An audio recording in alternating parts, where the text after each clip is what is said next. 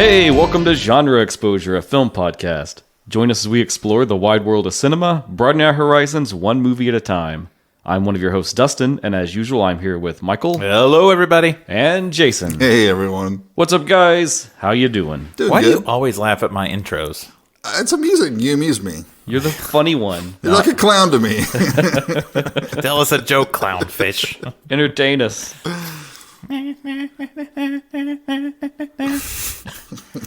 Wow. Okay, so today we are finishing off our series on musicals to wrap up the year. Super fun. I've enjoyed all the ones we've watched. Today we're capping it off with Tokyo Tribe from 2014, directed by my favorite director, Sion Sono. Got to get one in every year. At least one, right? Yep. I'm holding back. But first, Like every episode, he's like, "There's actually a little-known director, Sion Sono. I'd like to bring to your attention. Not sure if you guys have heard of him or not. He's a bit of an film obscurist."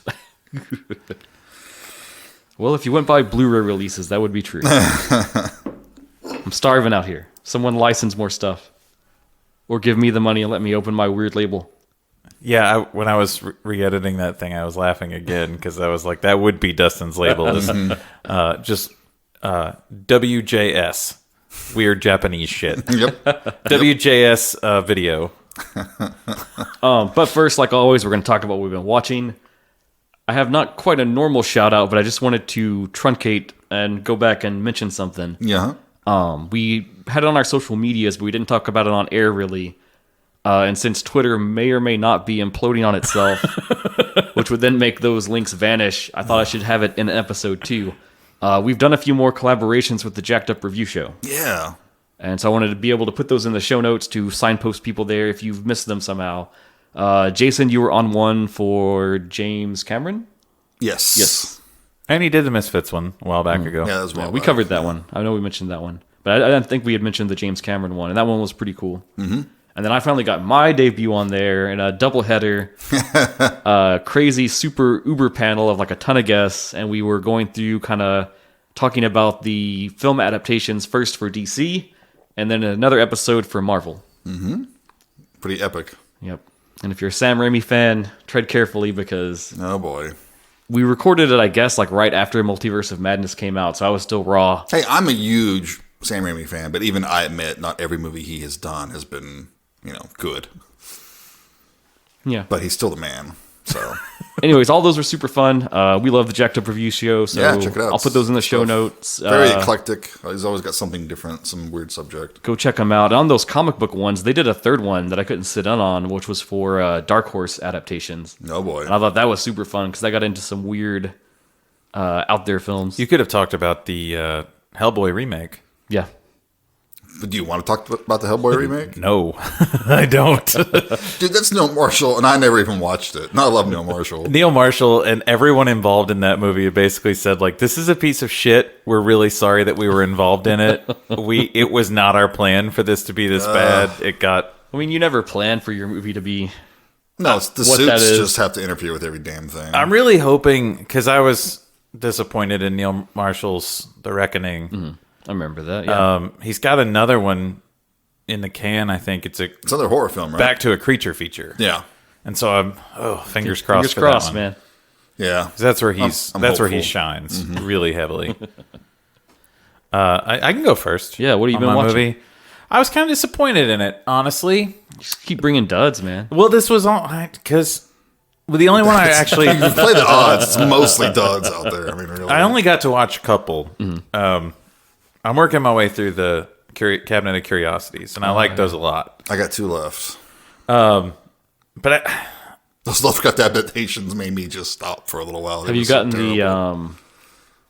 the... I just finished the Lovecraft one. I just forgot his name. The Dreams in the Witch House made me stop. dude that did Mandy. Panos Cosmatos. No, not yet. Yeah, the Panos Cosmatos episode. Whew, it's so good. Yeah, I'm about to watch it. I mean, those first 2 episodes that I've seen are straight up Lovecraftian. Yeah. Like, those are probably more Those are more- Lovecraft yeah, than exactly. the other ones. Yeah. No, I did. You know me. I watched the blockbuster action films and shit like that. And I watched the Top Gun Maverick movie, which I was telling Jason, like, yes, it's exactly what it is. But on the cool side of it, like, it's all for real. They did all the flight stuff in camera, didn't do CG on it, which that's awesome. I mean, like, and that was Tom Cruise, right? He like pushed for that, I think. Somehow that dude gets whatever he wants. I mean, he's a Thetan level 11 dude. He gets whatever he wants. He's got magic powers. Yeah.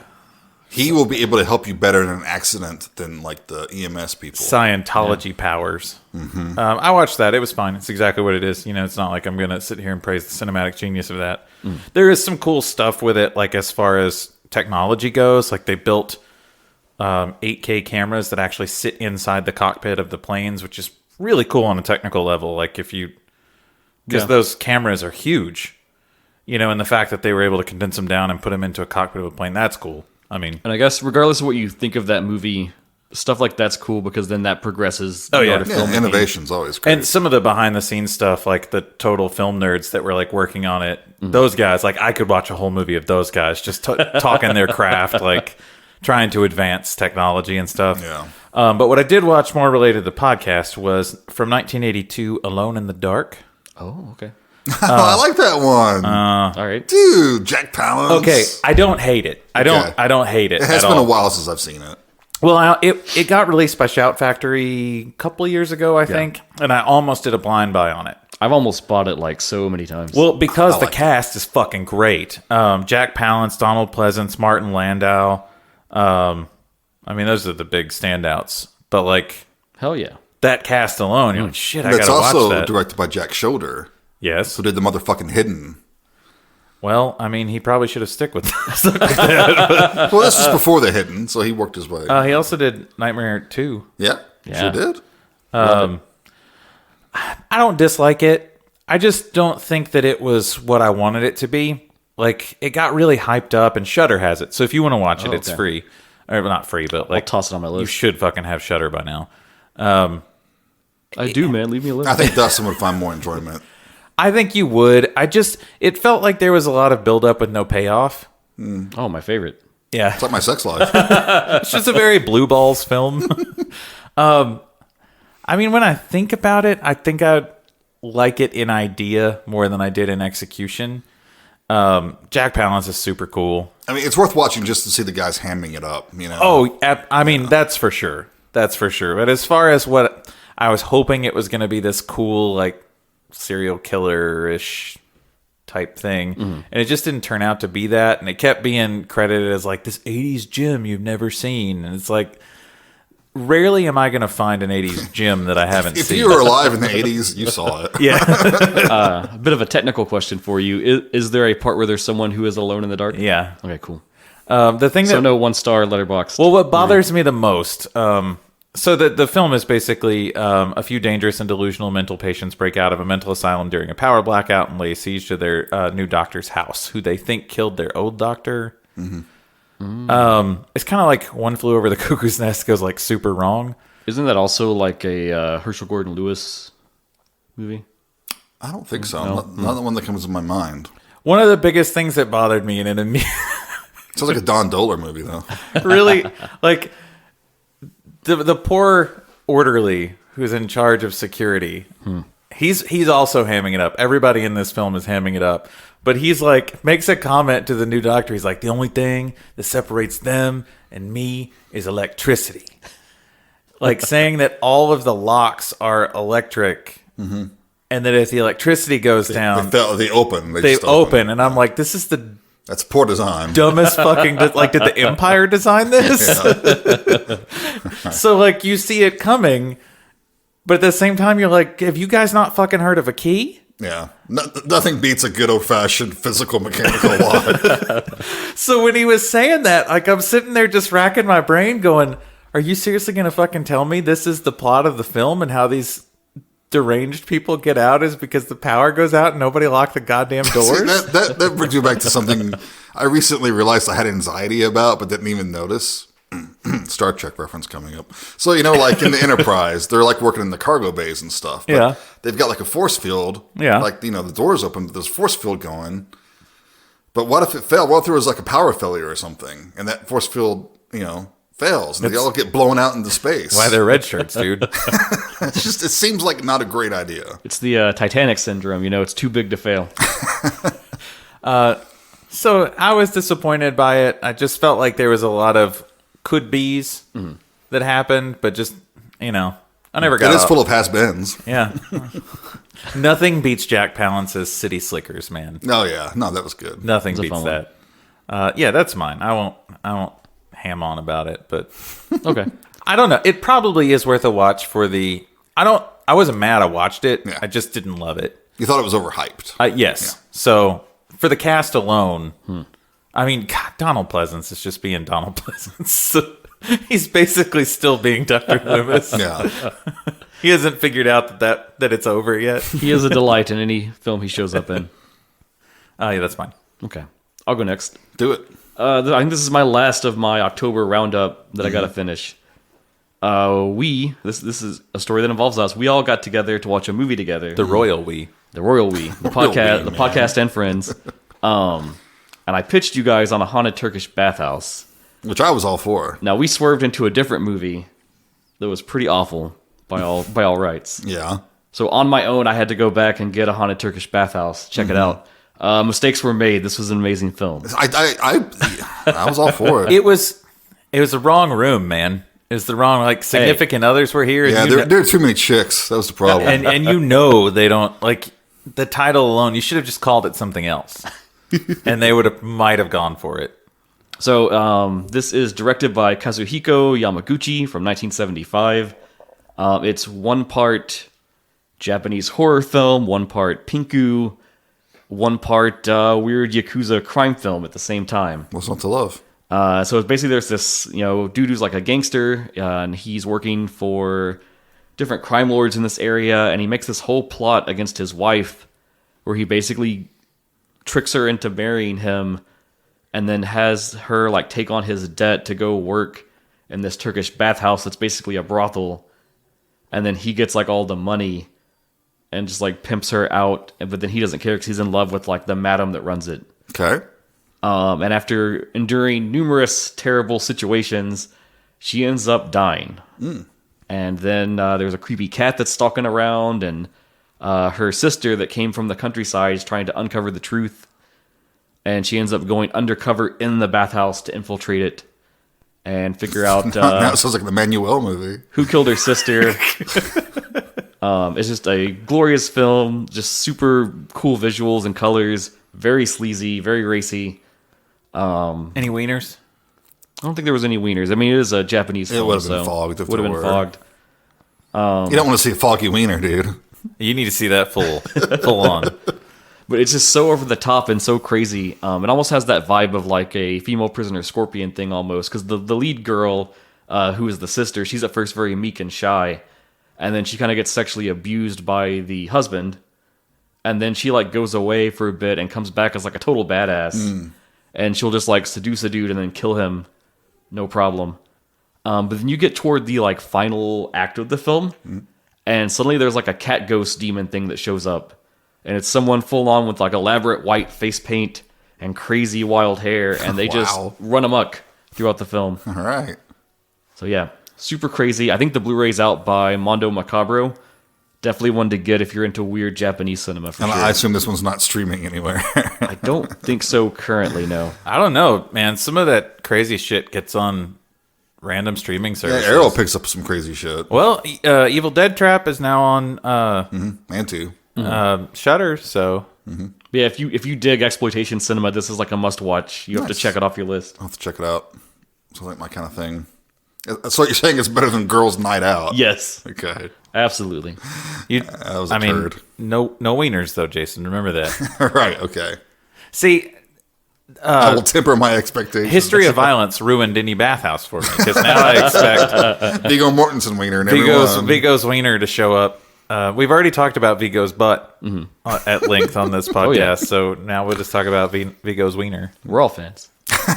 He's a great dude. I mean, good butt. He's Aragorn. What else do you need to say? Yeah, really. He's packing a Lindeel or whatever it is. Jason, what did you watch? I watched the new film Barbarian, Okay, I still need to see it. which sadly was not about the Barbarian brothers, but Were there any barbarians? I think that depends on what you consider to be a barbarian. 1 star, no actual barbarians. I mean, Conan doesn't show up. You know, better if he did. But I mean, you've probably seen the trailers. But it's about a woman who's renting an Airbnb, but she discovers that someone's already there. Bill Skarsgård is there. My worst nightmare. Red flag number 1. Is he just there as Bill Skarsgård? Just there as Pennywise. Hey. Hello there. I won't say anything more about it because part of the fun is just going along with it and finding out what happens. But it's a really good cast. Skarsgård, Justin Long's in it, who I've always liked. Georgina Campbell, I don't think she's done a lot of movies yet, but she was really good in it. She was in an episode of Black Mirror. Okay. Zach Kreger directed it. I think this is one of his first big features too. Anyway, it gets crazy, but like in a fun way. It's really well made. It's shot well, and there's some cool, not really tricks, but choices of lenses and things like that. That makes it interesting. I've seen very mixed reception. Like I've seen people that just totally love it, and I've seen people that just hate it. Yeah, I can see people not liking it, but I don't know. I mean, if you like horror films and you like something that's made well, and you don't need to know what's going to happen, you know. Does it get far-fetched? A little bit in places, but I mean, most horror movies do they not? Any wieners? Sorry, no. Okay. No. You're actually the second person to recommend this to me, though. Another friend of mine that's big into horror, who occasionally listens to this podcast, probably not very much. He texted me and was like, "You should check this out." I wouldn't say it's groundbreaking, but it's worth a watch. I recommend it. And I'm like, well, there's a glowing recommendation. It's not groundbreaking, but it's a fun, solid horror flick. Yeah, I'll watch it. It's on HBO That's not Max. a sequel or a remake or utterly predictable. That's the important part for me. It's not a sequel. It's not a remake. It's not a reboot. Yeah. Just Rebrookles. like, even if it sucks, it's original. Mm-hmm. It originally sucks. Yeah, it's something It sucks in that's... its own way. Yeah. No, I get it. Totally. I mean, yeah. I'd rather take a shot on something that's not the same old crap over and over again. I think it did well, too, box It did pretty office-wise, well. which, I mean, all horror... Horror's been doing well. Horror's been doing awesome box office wise.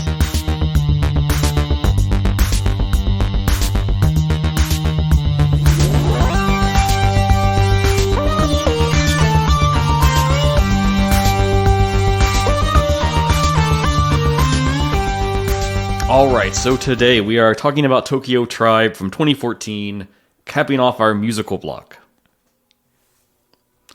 This is indeed a musical. It is indeed a musical. It is the world's first, actually, rap battle musical. Is it really? That was their claim, and I thoroughly searched to try to find a contestant to that throne, and...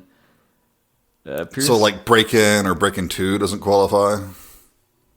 The fuck is that? Break-In?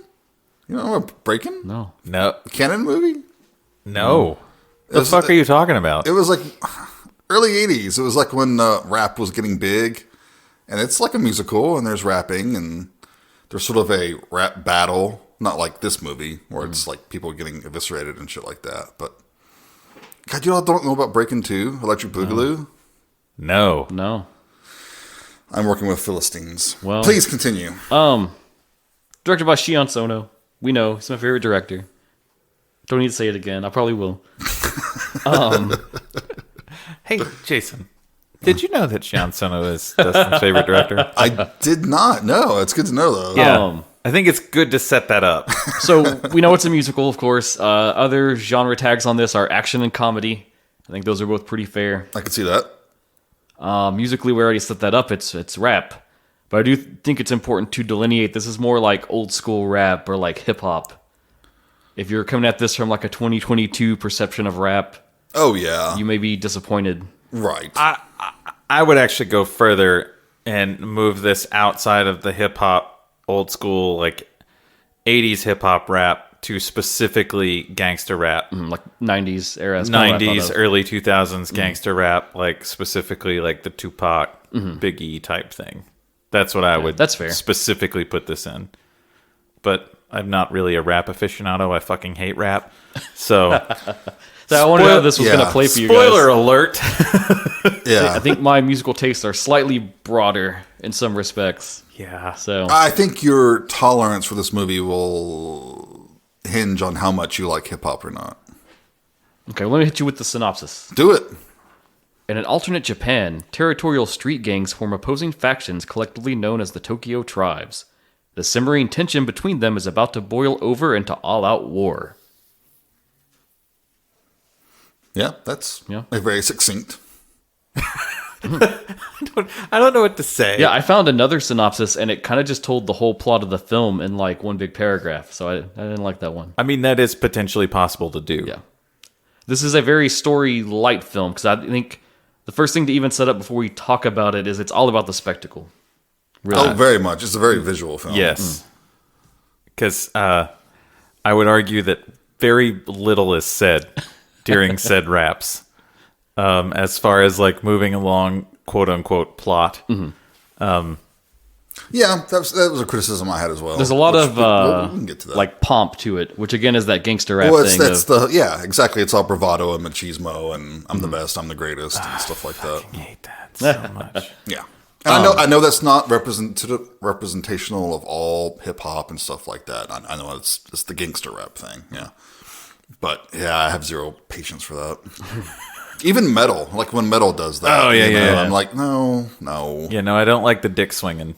Yeah, that's why I don't like. I mean, we've talked a lot about wieners already. Yeah, we're going to Fitting talk for about this some more. episode. And we too. can have appreciation for wieners, but I don't like wieners swinging.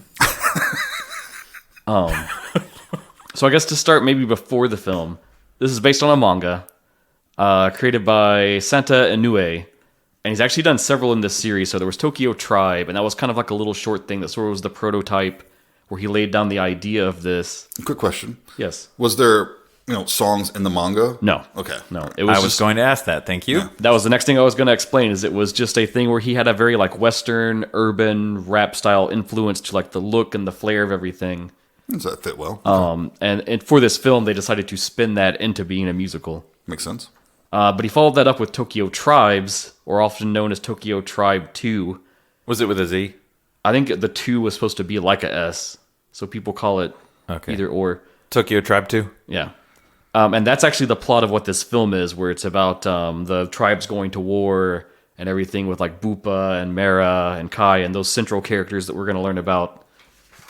Inoue's also been known for some other stuff, like one of his first manga he ever made was a horror manga called The Neighbor Number 13, and that's actually been adapted into a live-action film.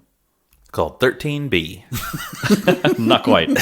And that's about this dude who has like a split personality that's like a serial killer, and it's like laid dormant in him, and then this like stressful situation when he's an adult reawakens it, and he's like struggles for control. It's really good. It shot out there in like the boom of J-horror stuff, but I think it's kind of gone overlooked a little bit. I haven't heard of it. Cool. Well, clearly it must be inferior because Jason hasn't heard of it. That's not what I was implying. Tokyo Tribe 2 was also adapted into an anime by Madhouse. It stays pretty faithful to the plot of the manga, so that's a thing out there you can go look up if you want to see kind of the style and the look of the source material. I'm so surprised this never came to the West at all. It seems like perfectly geared where if you had like maybe Adult Swim or something would have picked this up, where it's got like the Western like urban influence to it. It feels like it would have just been an easy sell in America, but it never landed anywhere. The only reason you can watch the anime is because it was like fan subtitled. Oh, okay. Pretty odd. No musical in that one, right? No, same deal. It's just the straight story. Okay. And there's numerous differences, which I will kind of dole out as we go throughout the plot. Cool. Quote unquote plot. There's some interesting stuff that they changed. Michael is starting this in an antagonistic manner. I don't know if you picked up on that or not. Yeah. Uh-oh. Shots have already been fired. Ooh, tough crowd. Well, hey, Hawthorne didn't turn it off, so there's the plus. Hey, it's better than my pick. Cool. So let's start where the film starts, I guess. We open on this ran down looking section of Tokyo. Mm-hmm. And we meet immediately one of our main characters, Jan. It's quite possible this was the same set that was reused in Prisoners of the Ghostland. I don't think so. I don't think so. I'm just making it thing that they're very, very... It looks very stagey, which is appropriate for the whole musical thing. Yeah. So it I looks have like some it could be... notes about the sets, too, but we'll get to that when we're more into things. Jan is just this young little, like, street tough kid, right? Yes. Just hanging out. He swipes a hamburger for one of his friends. Yeah. And it's pretty much a reoccurring motif that he's always stealing food. Which is probably one of my more favorite like jokes because you'll just see him in the background sometimes and he'll like swipe an apple or something. He's like the Aladdin of this film. Yeah, a little bit.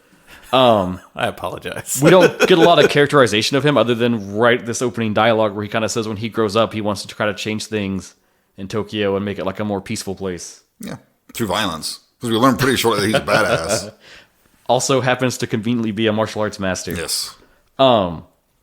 And so they do a neat like tracking thing with the camera here where it kind of follows him and it just like shifts to other people. But they are in Ikebukuro currently, which is one of the wards of Tokyo, which is maybe motif-wise something we should set up. So the Tokyo tribes of the film are the 23 different wards of Tokyo. Each one has a gang that kind of controls that area now. And that's how they've sort of sliced all this up. Okay. And they are... Those are like boroughs or something, right? Okay. Yeah. It's like in New York, you would have like Queens and such and such, and if each one had their own gang, that type deal. I think they did. Like the Warriors. Yeah. I think the Warriors is like a big influence on this film for sure. Yeah. Especially when each gang kind of has their own like motif and theming to them. I actually recently watched that. How's it hold up? No. Was it the new cut though? Did you watch the old one or the comic book cut? Those don't belong. That was not in their original. I forget what platform I watched it on, but I'd never seen it, and I was like, "This is not very good." Yeah, they remastered it and put in these like comic book transitions, which was ridiculous. I don't remember that at all, so I don't think it was that. But I just didn't think it was that great. I mean, it's a fine movie. Anyway, you might be like predisposed to just hate this film. Interesting. Maybe he doesn't like gangs. This is my thing. I have a strong stance against gang violence, guys. I don't like gang violence.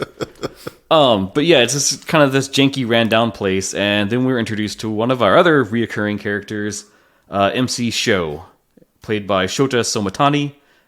This dude is like a regular Sono veteran. He's appeared in a ton of his other films. He's one of the leads in Hamizu. He's one of the leads in The Virgin Psychics, which I've shown you guys. And more recently, he played a key character in Takashi Miike's First Love. See, I found him very charismatic here, and I was confused that he wasn't really really a main character. He just kind of shows up every now and then to explain the plot. Right, he's basically the narrator, more than like a participant. Chorus or something. So that threw me off. I was thrown off. But yeah, basically he starts to rap and he kind of sets up what's going on in the city, that things are bad, the tribes are at war. And he stops by this old lady that's a DJ. Yeah. Who they don't go back to her often, but I quite like because it sets up this sort of like stylistic element for the film where it's kind of like she's presenting the whole film as her DJ set. And we'll definitely get into it, but a ton of this film uses hard cuts for transitions. And they kind of frame that like that's her bringing one record to a stop and starting another. Yeah. And even too, then like there's certain like background music tracks that end up becoming kind of associated with certain characters. So that again is like her like shifting tracks as the film goes. Cool. The way you said leads me to believe you did not get that, Jason. I didn't catch that. No. I admit I did not catch that. I did not. I'm not gonna lie. That's gonna be one of my criticisms of the film. But we'll get there. Okay. I may have a similar criticism. But yeah, you're basically told that you're going to be given this story that took place in a single night. And the film throughout uses kind of timestamps to orient you in that. But our first event is that some police show up. And there's a very attractive, but also very new to the force policewoman. I would say distractingly attractive. Was that your sentiment, Jason? It was. Yeah, that's fair. That may have also thrown me off. I'm like, oh, what kind of movie is this? All right, okay. But she notices something shady going on, and she's, going to do what she does. She's police. But her assistants that she's with kind of warn her not to get involved. Yeah, like her training officers are like, no, leave it alone. But she's obviously young and dedicated. So she approaches and she meets one of our central main characters, Mera, played by Ryohei Suzuki. No, he does a great job. Yeah, he's amazing. He goes crazy. He's also very comfortable being naked. There's another series of films called Hentai Kamen where he plays the main character, and it's like this action comedy thing. No, he's a good-looking dude. I mean, and he's basically like naked other than a mask and like a slinkini through the whole film. So all tiny weenies got to die. Yes, but he is Mera, and he's selling what appears to be CDs out of the back of a van.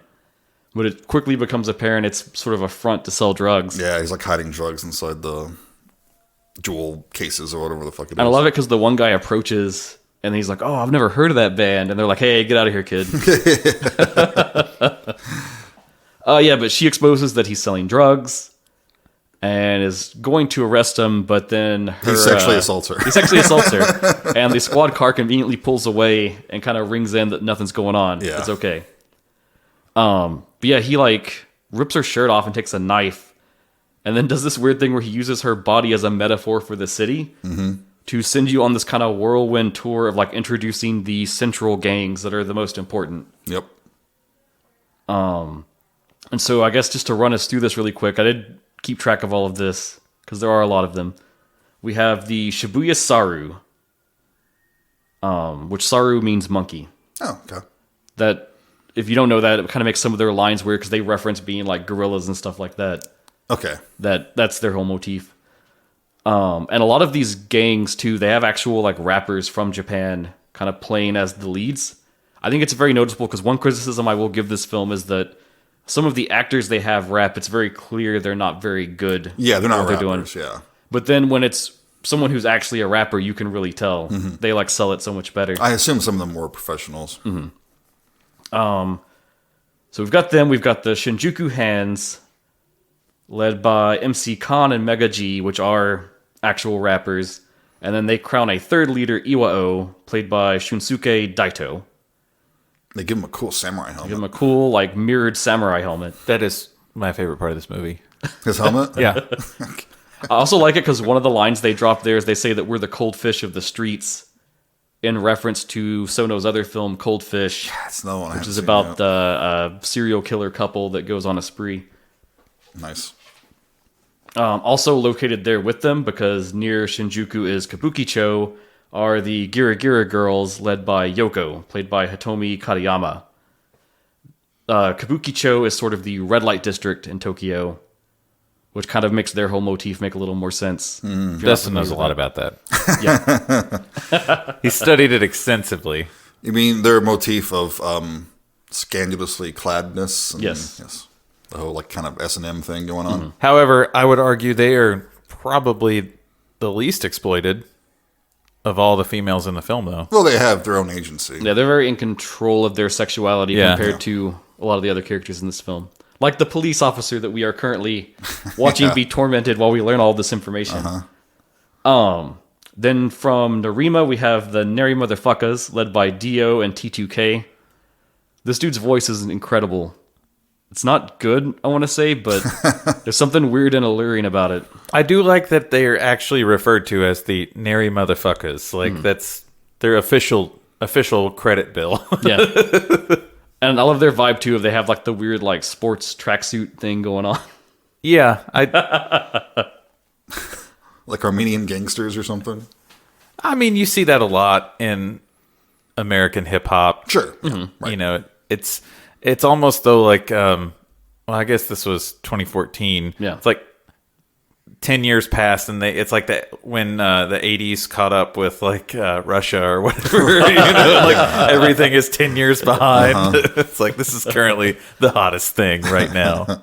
The last one that Mera introduces is Musashino Saru, which is led by Tara, played by Ryuta Sato, and prominently kind of the sort of main character of the film, but he's not focused on for a while, is Kai, played by young Dias. And these guys, they just want to hang out and party. Have a good time. And have like brotherhood and shit like that. They've Love, got a restaurant they chill at called Penny's. Which is not Denny's. Not Denny's. It is not Denny's. It is Penny's. What the fuck's up, Denny's? And the guy who plays Kai, we should talk about him. He's a frequent Sono collaborator. He's been in Shinjuku Swan, Forest of Love, and that we've covered Prisoners of the Ghostland. Oh. He was actually Ratman, the Junker guy. Oh, okay. Yeah. All right, I remember that dude. Very different role. Very compared different. to this one. I didn't recognize him. So with all of that introduction, we never learn what really happens to that cop. No, we don't. No. I think a lot of therapy, Yeah. probably.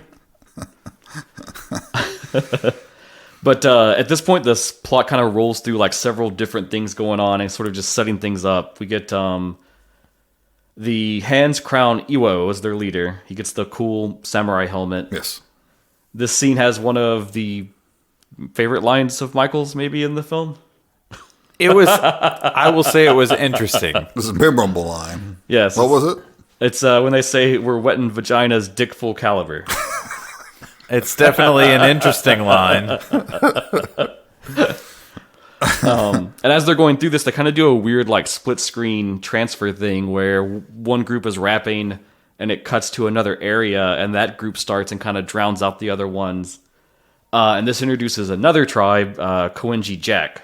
Okay. And then, still reeling, I guess, for Jason with the cop lady, we cut to a chick who's topless walking through the streets with just a bra. It was hard to pay attention to all the, because they drop so many different gangs on us at one time, tribes. And then you throw boobs on the screen, and Jason's like, I cannot multitask like this, people. All right. It was pretty funny, though, because Hawthorne's now at the age that he can watch the television with me, and so I try to make sure he doesn't see certain things. Like, I don't have anything against him seeing nudity. I always try to make sure he doesn't see any violence towards, like, any sexual violence. I don't want him seeing anything like that.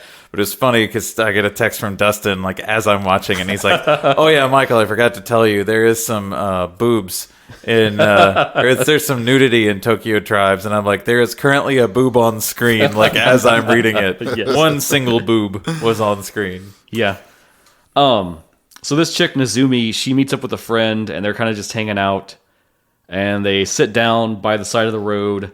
There is a lady there who's asleep, and Jan is kind of there. He's stolen some food and is eating. I gotta say, there's this one point where they're passing by people on the side of the street and stuff. People are working stalls or just whatever. There's this one dude standing in a barrel, covered in goo, and he's just like dancing around, I'm like, what the fuck? That really stuck out to me. I wrote that down. What's with the guy in the barrel? It also distracted you. It distracted me. And these scenes, too, this is where I think you get the vibe of, like, the Ghostland and Prisoners of the Ghostland. That same thing where there's a lot of weird stuff going on, and you're kind of like, what's that over there? What's that story? What's going on here? It's like Star Wars. Everyone has their own story, their own epic journey, but we don't know about it. Goo Man. What is Barrel Goo Man's journey? Yeah. How did he get here? What is Goo Man doing? What's he up to? What is this goo? And so Nezumi and her friend are just hanging out there, and there's this sleeping chick, and then this crazy van rolls up on them. With chandeliers on the mirrors. Whole ass chandeliers for mirrors. What was that movie with the chandelier? Was it Escape from New York? This reminded me a lot of Escape from New York. Because the Duke of New York had A number one, Duke of New York. Which that syncs up to with the whole like dystopian gang movie stuff. Right. So the people from this van ask them if they want to go someplace cool, like you do when you're being skeevy and trying to abduct women. That's what I do. And they take them into the van, and then they pack in the sleeping girl because she just happens to be there, which prompts Jan to kind of dive in because he realizes something weird's going on. Yeah. A bunch of women being taken into a van. Jan is also a bit androgynous, too. So it's... And I think that's kind of played on purpose because it seems like the dudes running the van are like, I don't really know. Whatever. We'll roll with it. We'll figure it out when we get there. Because that kind of becomes a plot point later, too. Yeah. So they take them to Bupa Town, which is technically another of our factions ran by Bupa. Lord Bupa. Lord Bupa. Who is also pretty insane. He's a cool actor. Yep. He really just chews into this role. Yeah, Bupa played by Riki Takeuchi. If you've watched any direct-to-video Yakuza films, you've probably seen this guy before. He's been in like a bajillion Yakuza movies. Okay. That's what he's iconically known for. So he's typecast. He has that look. Yeah. Notably, he was in the Dead or Alive films. Oh, okay. Sorry. Yeah, but he's just sort of this gangstery mob boss. Murderous thug, as he says himself. And what our introduction to him is he's being kind of fawned over by a bunch of ladies in bikinis while he's stabbing a corpse repeatedly and carving off his flesh. But they bring the ladies... Nothing turns on the chicks like a little bit of body mutilation. But they bring the ladies in and they kind of all summon to this big banquet hall for some sort of meeting. And then right before that goes off, we were introduced to another character, which is Bupa's son, Nkoi, played by Yosuke Kubozuka. And a very striking visual here with the red room, and his furniture is people. Yep. And they're painted white. And they're like in various positions, like coffee tables or something, or like sofas. He's like sitting on them. And it reminded me a lot of Clockwork Orange. Yeah. I think it's definitely supposed to. What was it, the Molotov bar? Also about gangs and stuff. True.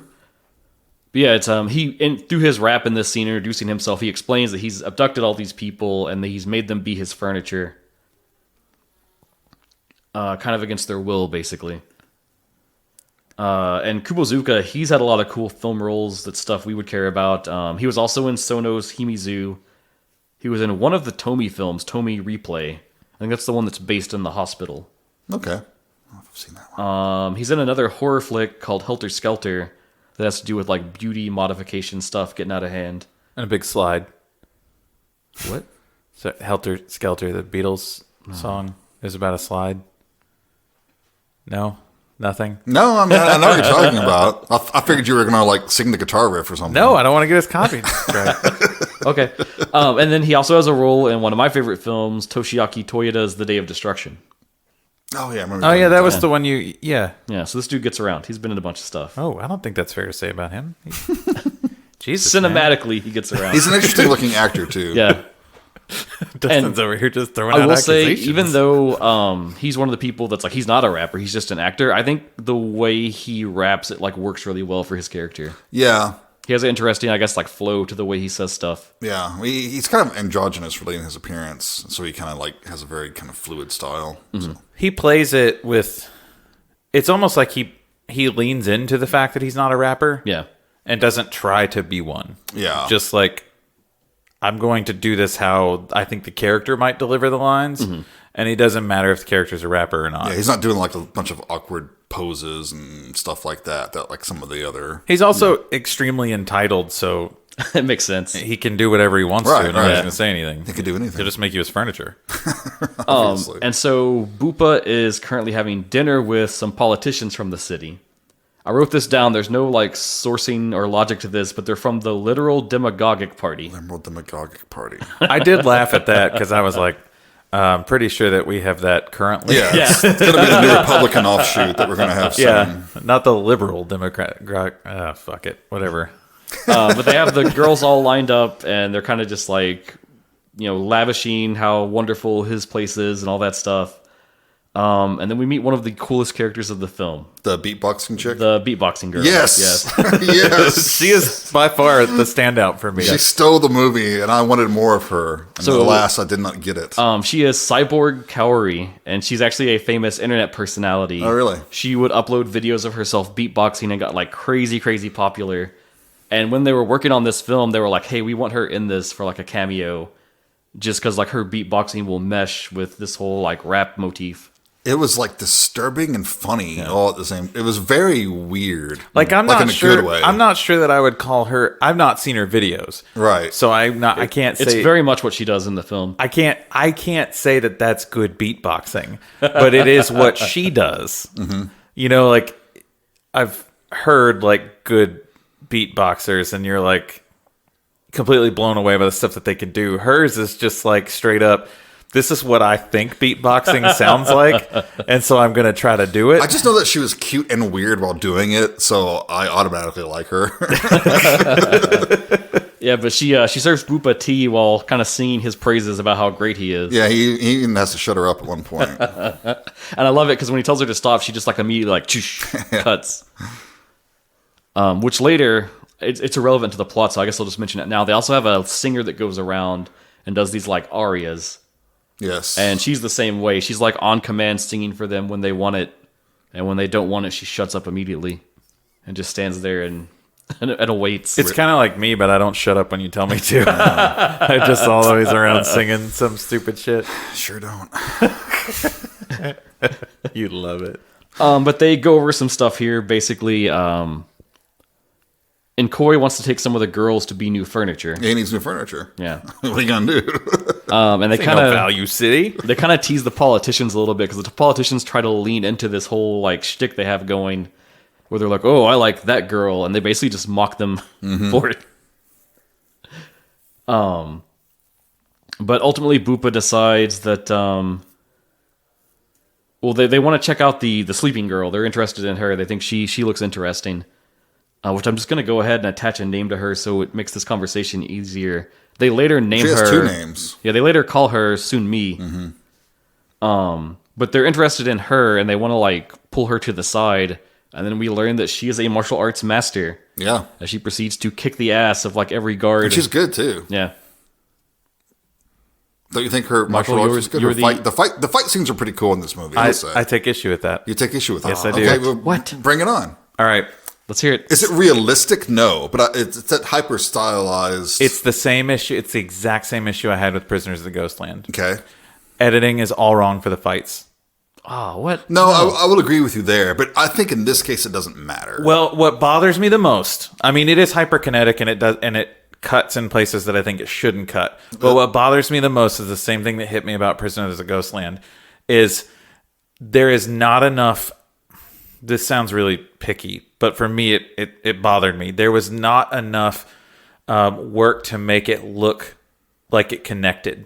None of the kicks looked like they connected with anybody, and it got very Power Rangers-y in a lot of ways. Maybe that's what Sono was going for. I think it's supposed to feel cartoony. But I didn't like that at all. But that's because... I think it fit the tone of the movie, because it's a very over-the-top, very hyper-stylized movie. So that didn't bother me. It did me. But I liked her physicality. Yeah. She, like, both her and... Jan move wonderfully. And for me, I felt like it was a disservice to how well they moved. And maybe that was the stuntman, but most of that is not Sono. Most of that's an action director it's gonna be a choreographer. or a choreographer. But Sono says, I'm going to put the camera here. But and maybe if they didn't do this edit. If they didn't have a choreographer that really knew how to sell that, maybe they didn't, maybe they do, I don't know. You can also see the stuntman's padding a lot. I don't know if you noticed that, especially the back padding. Yeah. That bothered me. But I think I was also hyper aware of it because it was an issue I had with Prisoners of the Ghostland as well. It was one of the big things that bothered me with it. Okay.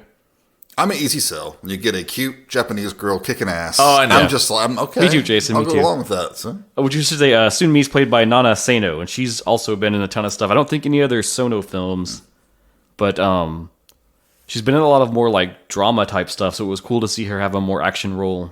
Cool. I don't know if she's actually trained, but she looks it. She Did a good sells job it, selling it. Yeah. Yeah. especially later when things ramp up more. But for her defiance, Bupa decides that they're going to send her to Saga Town, which is this whorehouse they have in Bukuro, and basically wants to have them take care of her.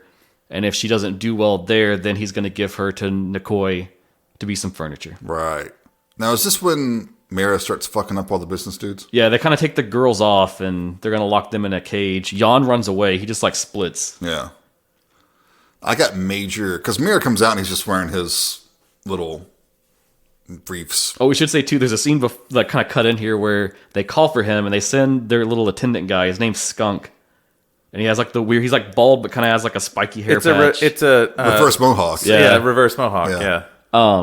And Mira's in the shower. And he kind of turns around, and Skunk is, like, staring at him. Oh, right. I forgot about that. That does set up a joke later. Yeah, for later. Yeah. But yeah, he comes in, and he's just in, like, a G-string, basically. I got, like, major Fade Routha vibes from this guy. From Dune. Yeah. Yeah. Because you've got Bupa, who's like the Baron, and he has these two sons that are completely different. You just are immediately thinking... I'm thinking of Sting in his little metal underwear. You're not wrong, though. That's a good comparison. Yeah, but at this point they kind of start to talk to Mera, and he has this whole plan to fight the Musashino. Damn that word. He has this whole plan to fight the Musashino Saru. And he reveals that he has a grudge against a guy there named Kai. Yeah, we don't get any context with it but he seems to hate him very much. I mean, we're going to find out why. And we learned that Mera works for Bupa as his head chef. And then at this point, they bring out a bunch of different katanas and guns and all this stuff. And he proceeds to slaughter all the politicians. I like the way they did the katanas. Yeah. They're very, like... It basically took, like, the gold-plated type, like, gangsta, hard shit, you know, like, gold-plated guns and, like... What's that do with the guns, too? They're, like, gem-encrusted and all that shit. But I like that they did it with the katanas. Yeah. And honestly, I kind of wish they didn't have the guns because it works... It's funnier. With the katanas, it's like you're basically taking old Japan and like making it hardcore rap or whatever. I love it too how like after he slashes people, he holds the swords up and will like look at the blood and regard it. But you'll notice after he's done killing everyone and they go back to some wide shots, there's no blood on the floor. Yeah, that's true. Well, it's because most of the blood in this movie was fucking CG. Yeah, that was annoying. I was annoyed at that. Fucking pisses I expect me more off. from the Japanese. I want real fucking blood. At like it's not 200 PSI. It's not that hard. It's not that hard. Well, if you fuck up, you have to set everything up again and clean it up. That's why they don't do it. It's a cost saving. Well, then fucking do it right the first time. Hey, I'm with you, brother. God, I hate CG blood so much. It is distracting. Then Mera gets a call on his gun phone. Yeah, you don't want to fuck that up with a real gun. So the guy has got a cell phone like built into the grip.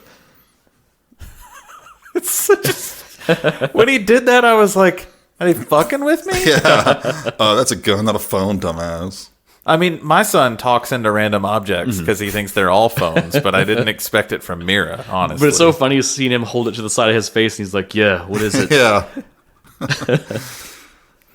There's an earthquake at some point. Does that happen here? Not quite yet. Okay. But they're calling him away to go to Saga to check in on things. Jason has no idea the plot. Well, okay, a lot of shit happens in this movie. I remember an earthquake. There's an earthquake in this movie, right? What do you remember, asshole? A lot happens, and there's a lot of, like, again, those hard cuts where it'll bounce between, like, 3 or 4 different plots. So I'm kind of linking stuff where I can to make it easier for us to talk about. In the wake of all this with everyone dead, Bupa dances with his wife, which is pretty hilarious. Isn't she a Sono regular, too? So her name's Alindia. We don't learn that until like way later in the film, like super far in. But I have a note about who she is. Hold on. She's played by Mika Kano, and so she's half of a celebrity duo called the Kano Sisters with Kyoko Kano, and they're basically those kind of thing where it's like they're on TV shows and like variety shows, and they're kind of just popular for being popular. Right. Obviously, Mika's pretty stacked up top, so that's part of it with her. Yeah. But yeah, Bupa dances with her, and it's ridiculous because he's just like grabbing her ass the whole time. Right. Now, they're a dynamic because we're seeing the family here. It also reminded me a lot of Repo. Yes. Yeah. I got like some they're Repo vibes. all too. Dysfunctional and kind of each pulling in a different direction. Like horribly rich and dysfunctional and evil. And... Jan sneaks his way through this palace and finds the captured girls, and he's going to free them with a ridiculously long martial arts routine. Up, down, left, right, PA select, start. It also made me think of old school breakdancing. Yeah. I think that's what it was supposed to. Yeah, because he's flipping around on his back a lot and using his legs to kick a wire to undo the lock. But they make too much noise, and it draws the guards, and he basically tells them he's going to leave them in the cell, but he'll come back and save them eventually. And so this is where we kind of cut to Saga Town, finally, and see everything that's going on there. And this is where I maybe will pump the brakes for a second and talk about where they shot this film. So a lot of where this film was shot is an actual real place called Warehouse Kawasaki. And it had a section in it. It was like this big 5-story complex. And it was mostly like for arcades and entertainment places. And one part was called the Kowloon City Arcade. And it was an actual arcade you could go into and play games and stuff at. But they built the way it looked after the like Kowloon walled city from China. Okay, I was about to ask if that is a reference to Kowloon. Okay. Mm. It's not the kind of arcade that Jason was hoping you would talk about, but Shut up. And yeah, it was designed to look like the worn down Kowloon walled city in Hong Kong. And they kind of wanted to have this like cyberpunk dystopia vibe to it. And it's funny because it's right near like a train station. You could just pop off the train and go and walk into this place. And it was really popular for people to come there and just take photos or do anything. And they basically, I'll put like an article or maybe a video where someone toured the place. They basically used these sets wholesale. Like they didn't have to do any dressing for them. That's Nothing. cool. was the fuck the world globe there? I don't think so. I think Was that was made? I think that was made. Because that would have been cooler if the fuck the world globe. But 100% the Saga Town part, that is just all this place. And they just kind of walked in with cameras. And We gotta go to Japan. That's all there is to it. unfortunately, No! in the 17th of November 2019, the warehouse Kawasaki was shut down. Fucking prudes. Boo! I do believe COVID had a lot to do with that, but It was 2019. COVID sucks. was that right? No, Because- 2020. True. I don't know then. It's just fascism. Fascism shut it down. Okay, but here's our COVID connection for the next one. A lot of the Shinjuku scenes with the hands and the Gira Gira girls and the weird like neon crazy place they're in, that was shot at a place in Kabukicho called the Robot Restaurant. And it was an entertainment venue where you could come and have food and see this elaborate futuristic cyberpunk like stage show where they'd have actual robots that would move that would come out. It's late in the film when they mobilize. They have the big giant like women. Yeah, that I was robotic. wondering about that. Those are from the stage show. Okay. Now, unfortunately, that one, they went on hiatus when COVID started because there was no way they could do their show with like the regulations and stuff. And they've just closed out. No. Never came back. That's sad. Now you're bumming me out. Thanks, Yeah. Dustin. So basically, for a time, you could go to Tokyo and basically see wholesale the sets Yeah. for this movie and actually like be there in the place exactly as it was. Huh. But it's all shut down now. Damn. It's really, Dustin's the only person who would do that. It's just him standing there. Yeah. There are probably a few other Sono fans Who's out this there. guy Jen over here? Like just staring and taking selfies everywhere. Do they still say Guy Jin? If they don't, I don't want to go. So they have Sunmi. That's the name they give to her. And they do this whole weird, like, kind of torture / threaten her thing where they tell her they're going to rape her, and she doesn't really seem to care. Yeah, she's kind of like turning the tables on him. I think it's one part just her defiant personality, but there is also a plot hookup on this that we don't learn till later. Right. But she's completely unruly. When they bring in the guards, she kicks the ass of all the guards. And with nothing else to do for it, they decide to call Mara and bring him in. And I love the scene of this too, because his ringtone is Beethoven's Fifth, which they like recycle that several times throughout the film, where it's very comical. So it just kind of cuts in on everything, and it's such a stark contrast because it's this classical piece amid all of this rap. What? I'll have this before the episode's over, but there is a classic hip hop track that uses Oh yeah. that in it. I'll have it I know what before. you're talking about. Dun-dun-dun-dun. Yeah. Oh yeah. I know what you're talking about. Yeah. Right. So we finally go back to Penny's for a little bit and see what's going on there. We learn that Maris hatched this plan where they're going to try to lure one of the Saru over there. Yeah, he's got a spy over there. He's got a spy, and he's going to bring one of them to Saga It's a Town cute little dog. and kind of abduct him to bait out Kai so they can finally have their fight Yes. for whatever reason he wants. Yes. We don't know why he hates Kai so much, but oh my god, he hates Kai. Very much so. During this part, we meet a few other characters. We meet Nori, who's like the waitress at Penny's, played by Yui Ichikawa. Very gorgeous. Also very cute, yes. She's been in a ton of stuff we love as well. She was in both Ju-on films. Oh. She was in Zebra Man, and she was in the horror game adaptation Forbidden Siren. But they have a pretty comical rap there where she like kind of berates them because she's like, "Oh, you guys are always fawning over women and talking about how sexy they are, but you just ignore me." Yeah, I don't know what they're ignoring her for. It's the classic girl next door, man. Yeah, I guess so. She's not ugly. She's not wearing glasses. That she gets to take off and reveal her beauty. And shake her hair out. One of these days, I'm going to take my glasses off and shake my hair out. And you guys are going to be like, damn, Mike. Got me feeling things. And that's how they lure the dudes over there. Like, they're promising him that there's this great whorehouse that he can go to. He's working two dudes, a guy named Kim and a guy named Hashim. Which Hashim has the big, like, uber fro with, like, the hair pick in it. We get a funny scene where he, like, fantasizes about what the whorehouse is like. he has to get over. And that felt very much like Virgin Psychics. Yeah. Where they have some of their fantasies. Yeah. But yeah, so in the end, he lures Kim away. And Tara even kind of was like, hey, are you going over there to that place? Don't go. If he was trying to get you to go there. And they're like, whatever. Not thinking with the right head. I mean, they don't need to judge his kink. They're kink shaming's what they're doing. Meanwhile, Jan is on the run from Boopa's guards. He manages to make it out. He steals some more food. He ends up at Saga Town because he's trying to save Sun-Mi. Mm-hmm.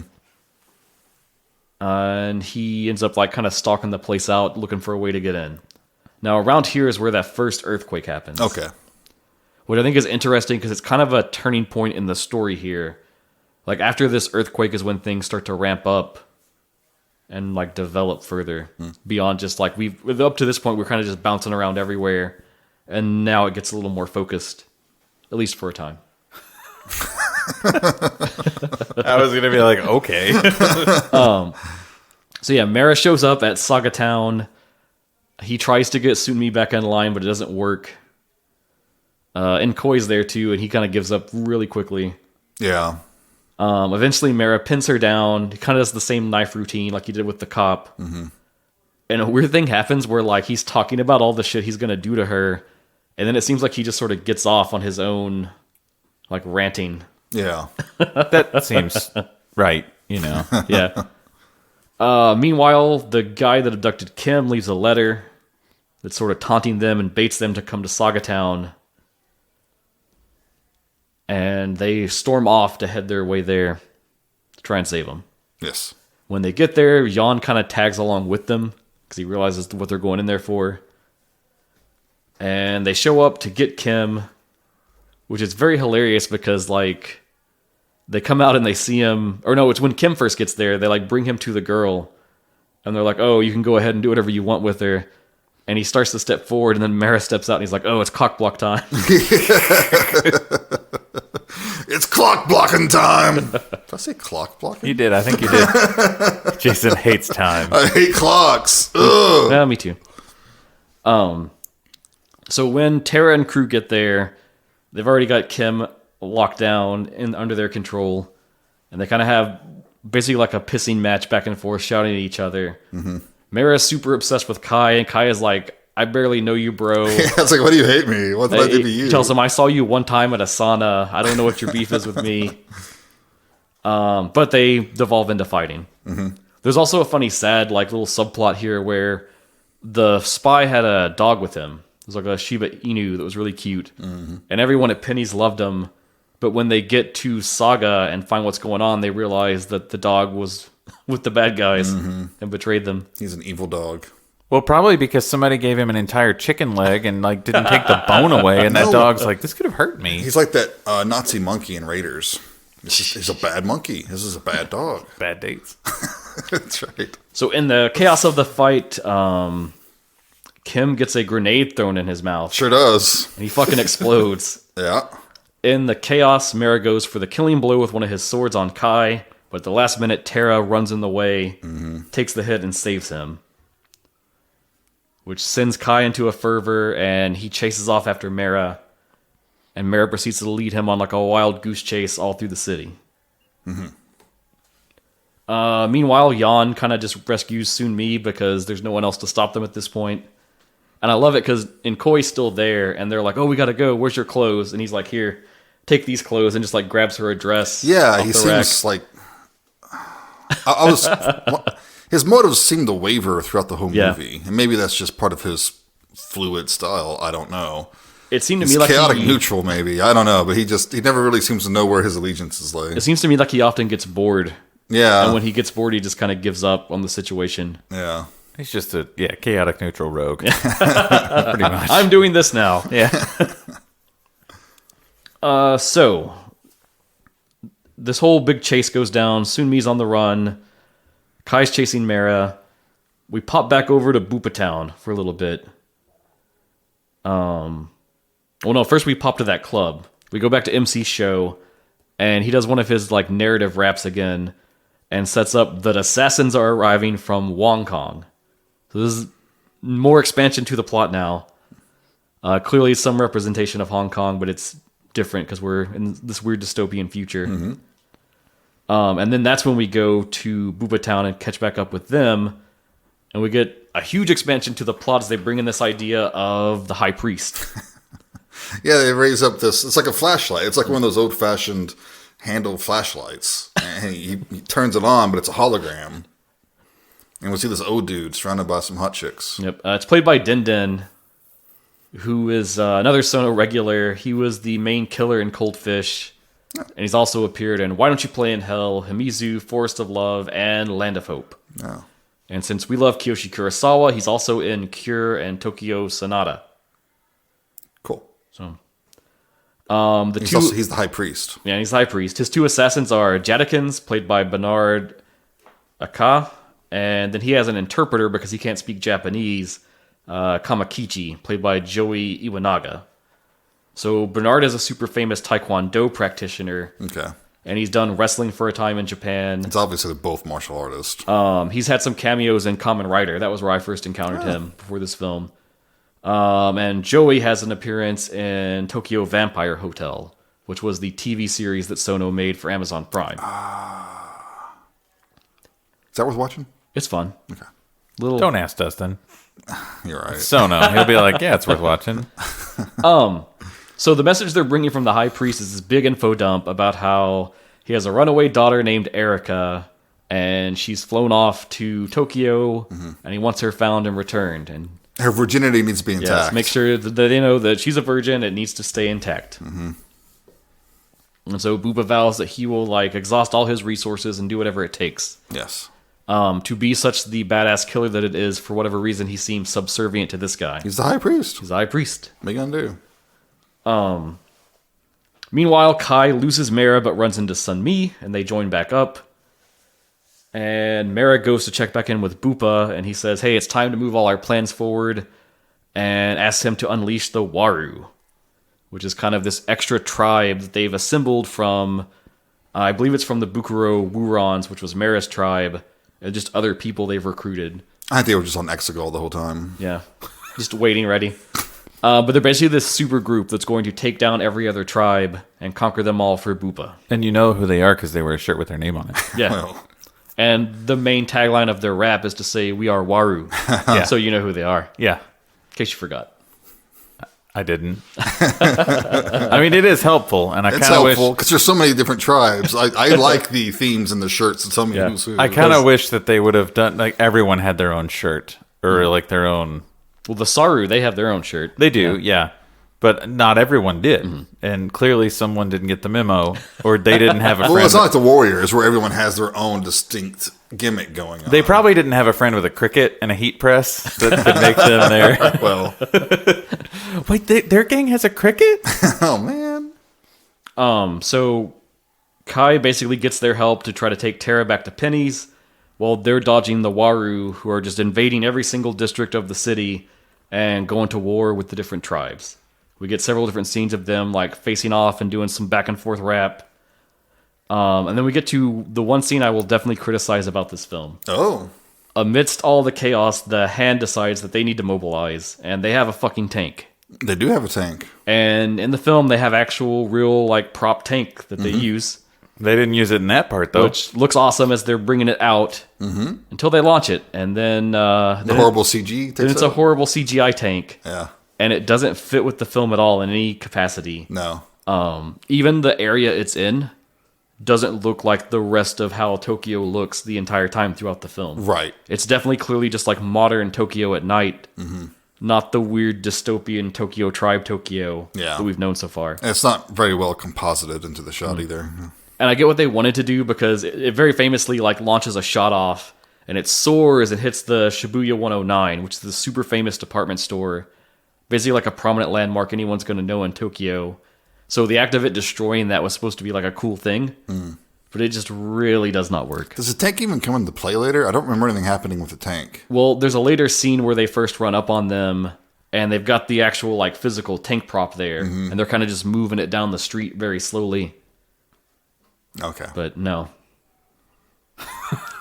I just realized we didn't see anything with that tank. I get the idea and it was a cool idea, but not like this. Yeah. Somebody should have said no. There's no Yeah. payoff. Someone said, "What's the purpose?" Yeah, what's the point of this?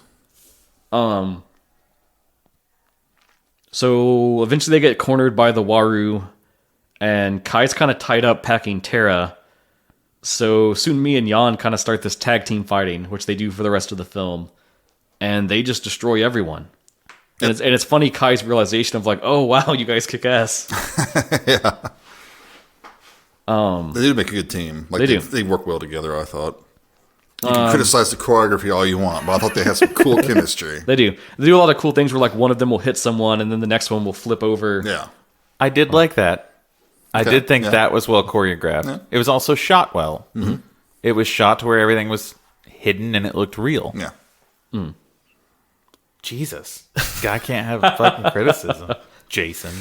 We get a bit more with Mara and him just like bitching about Kai continually. Mm-hmm. So really, I think at this point in the film is when you start to question like, what's his deal? Like, what's going on Yeah. here? Something had to have happened. Spurned love or something. The rest of the tribe start to mobilize and go out to war with the Waru. Yeah, they all kind of get. They all kind of make friends over Terra's death. Apparently, Terra was like a popular dude. Everybody really liked him. Like all the gangs are upset that he's dead. That's jumping ahead just a little bit. Is it? Yep. God damn it! Yep. There's a lot more street running to go. Because the first thing is they run into Iwo, and he kind of stops them. And Are you sure? oh no, you are right. Yeah, it is this scene that it happens. Oh, all right. Yeah, Okay. All right. Yeah, they Let's learn see. they learn that Terra died, and you get info from Iwao that he was this dude that everybody loved. And before they broke into the different tribes, he was like friends with everybody. So Is that they're- one kid in high school who just hangs out with all the cliques? Yeah, It was me. you can't hate him. But their little moment is broken up because Jadakin shows up begging to be taken to a sauna, which is one of the few lines he can say in Japanese. That's all you really need to know. And so I love seeing these guys fight because they use a lot of wire stuff to like over exaggerate how strong they are. Michael, do you have criticisms of this? Yeah, I didn't like it. Didn't like it. What? I didn't feel like it fit. It's so cool. He just like smacks a guy and he goes flying all the way down the street. I just didn't think it fit. I don't think we'd set up the fact that that could be in this universe yet. There's a lot of like crazy over the top stuff happening. So that didn't bother me. I need my fights grounded with realism, Jason. Well, normally I do too, but once you establish that the world is kind of hyper real, I'm okay with it. So they spread these flyers and we get the revelation that Sunmi is Surprise, the high priest's daughter, Erica. Yes. It's weird because she feels a little guilty that she didn't tell Kai, but it's like, when would you have? And Yeah. he doesn't really care either way. Oh, by the way, I'm actually rotting. My priest daughter. But his little first thing is just, hey, run to Penny's, they'll protect you. They share a quick kiss. And it's just, I don't think they really build to it. It's kind of just one of those like movie kind of conventions. Yeah, it's I one think, of those things, you know. True love, first moment kind of thing. But they use that chaos to run away. We get a cool bit of fighting where they're pursuing Erica and trying to catch her. There's a good like restaurant scene until Michael has his criticisms. But I've already said it. I love just they come in and there's like a dude down in some noodles and he's got the noodles in his mouth. Yeah. And he's trying to watch the fight and he's like whipping it around and they use this exaggerated like as his head turns. Yeah.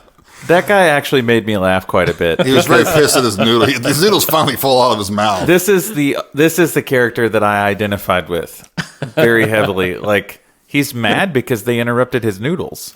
Now, there's a scene where Kamakichi jumps up on the table. Yeah. He's kind of like doing this footwork and stuff up there. And I was like, oh, God, he's going to fall. Yeah, it's like he clears the table with his footwork. Yeah. Well, and it's funny, too, because like even though they're technically there with Boopa's men, they fight the Waru, too. Like anyone that gets in their way, they just fuck them up. yeah.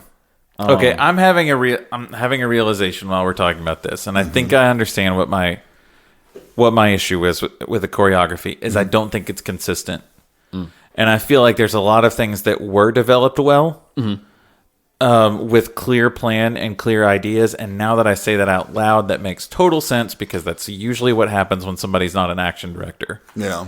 Is that you will plan for sequences, and then as things happen in the film, you're like, we should probably put a fight here, and then somebody will do it on the night. And if you don't have the best people there, like if you have a great team of stuntmen and action choreographers, they could put together something that looks amazing on the spot. But if you're taking people that don't do that for a living, it might end up looking like what you get. Right. And I think that's probably what happened. Very well could be. Okay.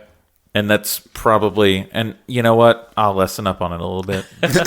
Well, I think your criticisms are valid for sure. If I find out that that's not the case, fuck him. It was his fucking fault, and he should have figured it out. So I guess my last remark on this whole scene, Michael, what do you think of the like whirlwind combo kick they do? It's kind of funny. That's pretty fun. Right? I mean, like, he picks up Kamakichi and he does like a whirlwind kick and like spins He's him holding around. him, yeah. I will say that once the wire work started coming out, at that point, you're like, okay, well, fuck, I guess we're going to do anything, you know, and it doesn't really matter. And at that point, I'm just like, okay, whatever. Maybe if there were wire work from the beginning, but again, might not have been planned, might not have had the people that day. I don't know. So they're on the run to Penny's. Many people are in pursuit, but we go back to Boopa Town because Mara checks in with Boopa to kind of see how things are going. And here's where we meet the rest of the family. This is where they actually drop Alindia's name, the wife, and we find out that Boopa also has a daughter named Kesha. So she is played by Shoko Nakagawa. She's a very well-known singer in Japan, and she's done some acting. She's been like, I know she's been in some seasons of Super Sentai. Also Stone Cold Fox. Yep, she's very adorable. And she has a Trigger connection for us, Studio Trigger. So she's very famous for singing the main theme of the anime Tengen Toppa Gurren Lagann. That was one of the last anime made by Studio Gainax, and a lot of the people that worked on that show were the ones who founded Studio Trigger. Thought I would throw that in there. Cool. As they're talking, Boopa refers to Mara as his true son, and we also learn that they actually do really eat people. They set out a meal, and it's almost super sinister. Like they have a little photo of the person they're eating with like their bio and facts about them, so they can learn as they're devouring them. That was a nice touch. And it's weird because even though Boopa says he's his true son, like Nkoi doesn't seem to care that much. Like he teases him a little bit with a song, but again, he just doesn't care about anything. I mean, like, when you have it all, what do you care? Yeah, true. And so during this dinner, we get the last bit of lore about everything, and we learn that the high priest is a high priest of Satanism, and that they regularly perform black masses and sacrifice virgins to get power from the devil. Which is why Erica needs to remain a virgin. Yes. And we learn in a very quick flashback that Erica uncovered all of this, and that was what prompted her to run away. But Boopa plans to betray the high priest, and he claims that he's going to go on to become the devil of Asia and conquer everything.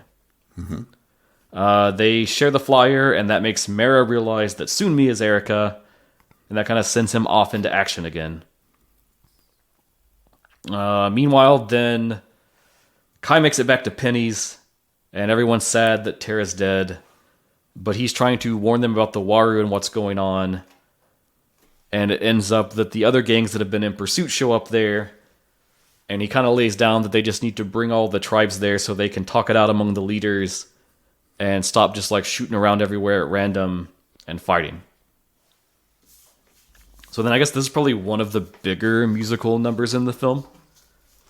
They get all of the known tribes that we've met up to this point, and they all kind of show up and they're in a big grouping, and each of the leaders kind of go back and forth at one another in this sort of like back and forth trying to convince one another rap battle kind of thing.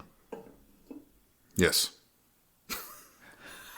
I'll go ahead and say one of my criticisms about this as a musical. Mm-hmm. All the songs blend together. Maybe that's just me not really liking hip hop, but it's just everything sounds the same to me. Nothing really sticks out individually. It sounds like an old man talking about modern music. I just said maybe it's because I don't like hip hop, and it could be that it's also I'm not a fan of hip hop, but that is also one of my things as well. Is I don't.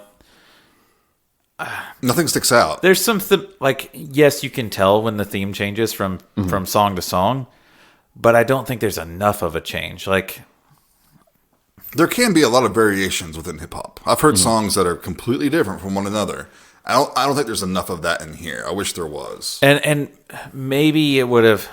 I don't like to take that approach and say like this is what I would have done, kind of a thing, because I don't think that's fair. But I think an interesting approach could have been the way like to have each tribe, and they do it to an extent. I think each one definitely has their own like style for their delivery. But I think it doesn't get diverse enough, and maybe that's in the backing tracks. Maybe that's, I don't know. But I'm kind of with Jason on that they blended a lot for me. And sometimes I'd be like, wait, now who the fuck are you? Like, who are you rapping for? I think that kind of blended for me too. Yeah, okay. Jason and I are kind of go back to the DJ lady, and this is all like one set that she's presenting. I think like there's a line that's all gonna like toe towards, right? Like a particular style it's gonna have because she's. That's how I took it. Okay. So yeah, people are reluctant to believe Kai. Eventually, Erica reveals herself and explains everything, and that kind of settles the dispute. I really like it because the final part, there's a few people that are still holdouts, and they kind of start dissing them. Where the verse is like, hey, everything's already solved now, we know what we need to do. We should just get in line with it. Yeah. All the tribes must unite. Unbeatable vibe, Tokyo Tribe. That's a line from that scene. So yeah, they all unite, they all gear up with a bunch of weapons, and they say, let's storm Boopa Town and kill Boopa. Yeah. In this. At this point, I think when they meet to have their debate, it's like 5 a.m. So when they finally get to Boopa Town, it's now in the morning, and the sun has risen. And we get a cool, like, slow-mo walk-in of everybody all lined up together. The cool, like, hero moment, I guess. And then they just storm the place. Big old fight. And this is where it leans the most into being just like a martial arts film. Because it's just one very long, very extended series of fights, and like people breaking off into mini fights and linking back up and everything going crazy. Oh no, guys. What? Do you know who the fight choreographer was in this? Who? Tak Sakaguchi. Really? I think he was in Prisoner of the Ghostland too, and I think he helped with the choreography there. That's disappointing. Ouch. Because I really like Tak Sakaguchi a lot. Well, I mean, it's been a while since he's done anything that's like really... You had me really scared there for a minute. I thought you were about to say, oh, I didn't hit the record button. Yeah, I thought you were going to say, we haven't been recording for like an hour now. No. I am not doing this again. They'll be like, God damn it, I quit the show. No, I was doing it again. I had a thought built in my head, and I was like, okay, well, let me explore this so that I can make this argument. And then I was like, oh, who's the fight choreographer? Oh, no. Well, I mean, when was the last thing he did that was like, I mean, like, Versus is his biggest. That's a while that was like ago. 15 years ago. 2000. Try 22 20 years ago. I know it doesn't feel like it to us, but that's an old movie now. Jesus Christ. I'm so old. It's also funny when they roll up on the place because Boopa's on the roof getting a blowjob. Yeah. Doesn't seem too concerned about what's going on. No. I'm not sure he was getting a blowjob so much as taking a blowjob. I'm not sure how willing that participant was. And maybe here's where I should talk about this difference from the manga. Sure. So as terrible as we think Boopa is in this, he's actually worse in the source material.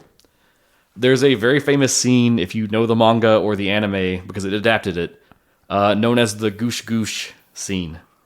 So I think in the anime, this is episode 1, and in the manga, it's one of the first few chapters.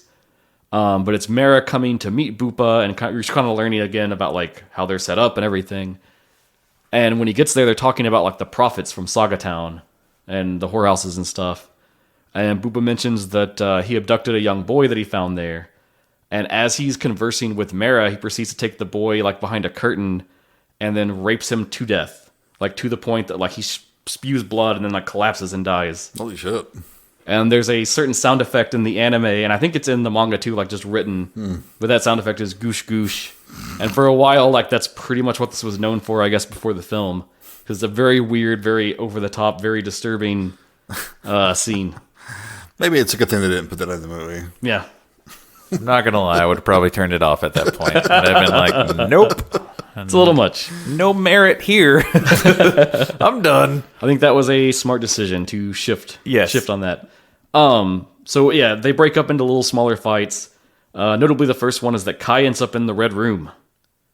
Yeah. And I love how this sets up, because it's like he has Nkoi cornered, and then he just orders his statues to attack, and they all spring to life. Yeah.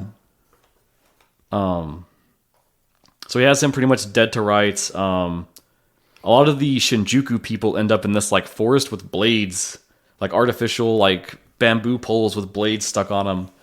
It made me think of a lot of like ninja films I've seen. Yeah. That's a good point. Eventually, Erica and Jan are kind of the ones that turn the tide on every single fight. They're like bouncing location to location. They save Kai. At one point, Boopa's got his Gatling gun. He's shooting everybody up with. Yeah. He goes to talk to his wife, and he's like, "Hey, where did I put my Gatling gun? Where is that thing?" And then I think it's Kesha. She's like, "Oh, Dad, you know you hit it in your couch." And he does kind of like a Leatherface chainsaw spin with his Gatling gun. Raises it in the air.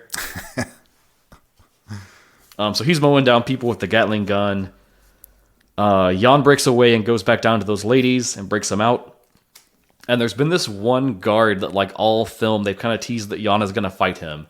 It's this super tall dude with blonde hair. Oh, yeah. And every time they're about to fight, Jan will run away. And so he finally corners him, and he can't hurt him at all. He's, like, basically just iron or something. The dude just says, that kind of hurt. Yeah. But Erica shows up, and they're able to kind of tag team him together and finally bring him down. Phrasing on that, Dustin. I'd choose a different phrase. No, I think it's appropriate. I think a lot of wrestling fans would take issue with your joke there. It's fine. Yeah, I mean, because there's nothing homoerotic about wrestling. I watched a lot of wrestling. I am who I am today because of wrestling. I'm not going to touch that. So Mara finally decides to join the fight. He's got his guns. He's got his jewel-encrusted katanas. One guy, like, he really has no connection to him, but he, like, empties both clips into him. Yeah. Just, like, destroys him. And the daughter has a little bit here, too, right? Because she runs into her room and comes right back out, and she's dressed... She's in the Bruce Lee tracksuit. Yeah, but the guy says, like, Kill Bill, right? Yeah, she says Bruce Lee. Yeah. I thought that was a funny joke. I automatically thought Game of Death. I didn't go to Kill Bill, so... Yeah. Well, it's funny because it's, like, the random dude who's just like, oh, Kill Bill, right? Yeah. Fucking poser. Assert your film dominance, Jason. Mara and Kai end up in the dining hall. They're finally showing down. And Koi shows up, and I guess since his whole statue room thing got ruined, he's done with this now. And he decides to just activate a giant CGI fan. Okay, was that his reason? Because I'm like, why is he doing this? Did we miss a scene? I think he's just done with it. It's that chaotic neutral thing again. He's just like... There is a scene, too. I kind of glossed over it because it's not super important, but it's right before Kai storms in on him, where he talks about how he's tired and sleepy, and he says he needs to recharge himself. And he, like, cuts one of his statues and starts sucking her blood. Yeah. He's a vampire. Maybe. Why the fuck not? But yeah, the one wall of the room opens up, and it's this big circulating fan thing with all these blades, and it begins, like, sucking everyone toward it. I'm not sure the architectural point of this. I mean, like, if you're an evil villain, why not have a giant turbine? Why not? In your... I mean, I would. No, you wouldn't. Yeah, you're probably right. And it's pretty bad CGI, but, like, I forgive this one more than the tank, just because, like, I think it's blended a little better than the tank is. It sucks in Kesha, was that her name? Mm-hmm. And it's kind of... Okay. Then the wife goes in, but then Boopa also goes into it. And that bothered me, because it's kind of a... You know, kind of a lame death for him, I thought. I think he has a cool death when all the swords pick up off the ground and, like, impale him. I don't know. It's just not satisfying for me. I think the thing because is he wasn't taken down by one of the main characters or something. He's not really a mastermind as much as he's like just a force of nature. I guess. I don't know. For some reason, it just left me kind of deflated. Because I think that's one of the things about the villains in this is they're all kind of pulling in different directions. They're not really like a united front. But that's just me.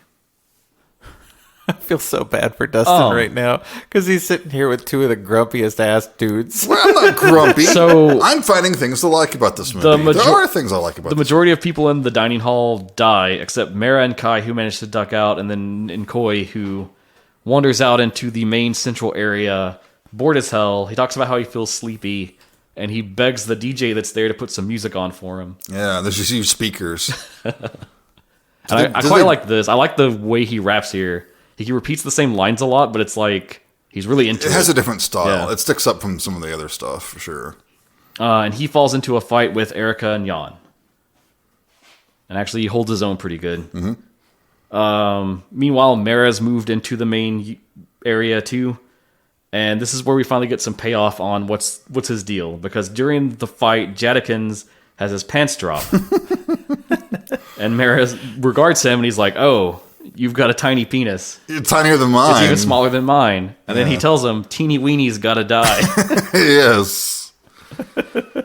Yes. So clearly he has some issues there. Self-hating issues over the size of his junk. Kai joins the battle, and he calls for some different music and kind of gets his own anthem going. Starts turning the tide there. Mara fights Jadikins and Kamakichi a little bit. He actually kills Kamakichi, which is kind of sad. He like tags him during one of those spins with the sword. And then finally Kai and Mara face down another time, and we get the second earthquake. And that kind of brings all the fighting to a halt, and everyone sort of gathers around to watch Kai and Mara have this fight go down. Yes. Which of course they have to rap back and forth first before they go at it. You can't just fight. And we find out why. Right. Yeah. He judges Kai and says, you do all this talking about love and peace and equality and stuff, but you've got a big dick. Kai's like, what? Yeah. And he clarifies. He says, well, my dick ought to be the biggest of all. And Kai's like disgusted with him at this point. And basically is like, I can't believe that all of this war, everything that's happened, it's all just because you feel like this.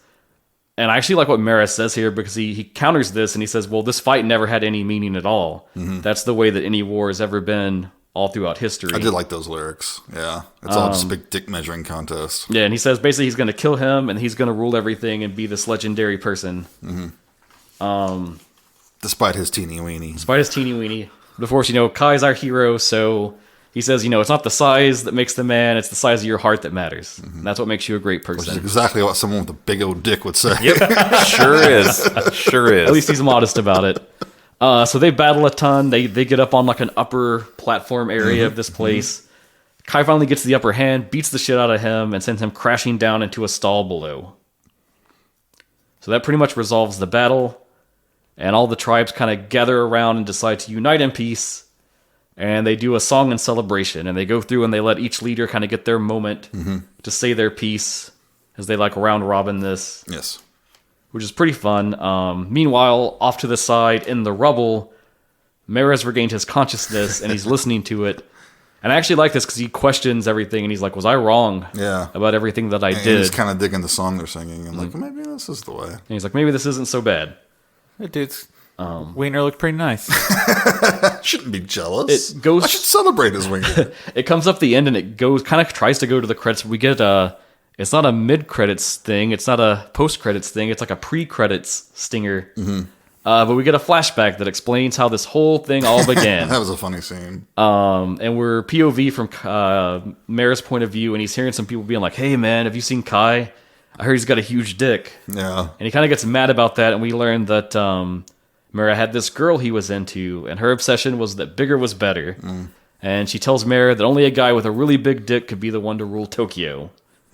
So then sometime later, they're at a sauna, and Kai walks in very nervously. And when he takes the towel off and everyone sees, Mara just gets super pissed. And I love how they're all hanging out in this sauna, even though they're all supposed to be like different tribes and stuff. It's like neutral ground. I don't know. It's a Turkish bathhouse. It's haunted bathhouse. Well, it's also nebulous about like when this is too, so this could be before the split. Yeah, that's true. Because at least there was a time where everyone knew Tara. Maybe the split was over the wiener. Yeah, Maybe. could be. Everybody saw Kai's wiener and they were like, no. You're either pro wiener or anti wiener. And then we get a credit. The cock wars have. And then we get a credits song called Hope, which is kind of an expansion of that final rap they do, just as like a coda to everything. Yes.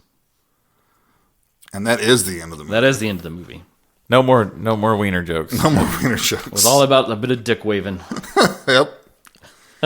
I mean, that is pretty much of an on-the-nose metaphor for what the gangster rap is. Yeah. Is it's really Oh, yeah, it's all bragging and I'm the Yeah. best, I'm the greatest.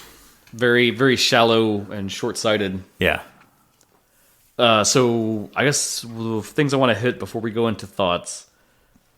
Other major differences. So in the manga and subsequently the anime, it's much more of like a character-focused story. Like from the first episode, it's about Kai, it's about Mera, and their rivalry and everything. And it sticks with like just a handful of characters.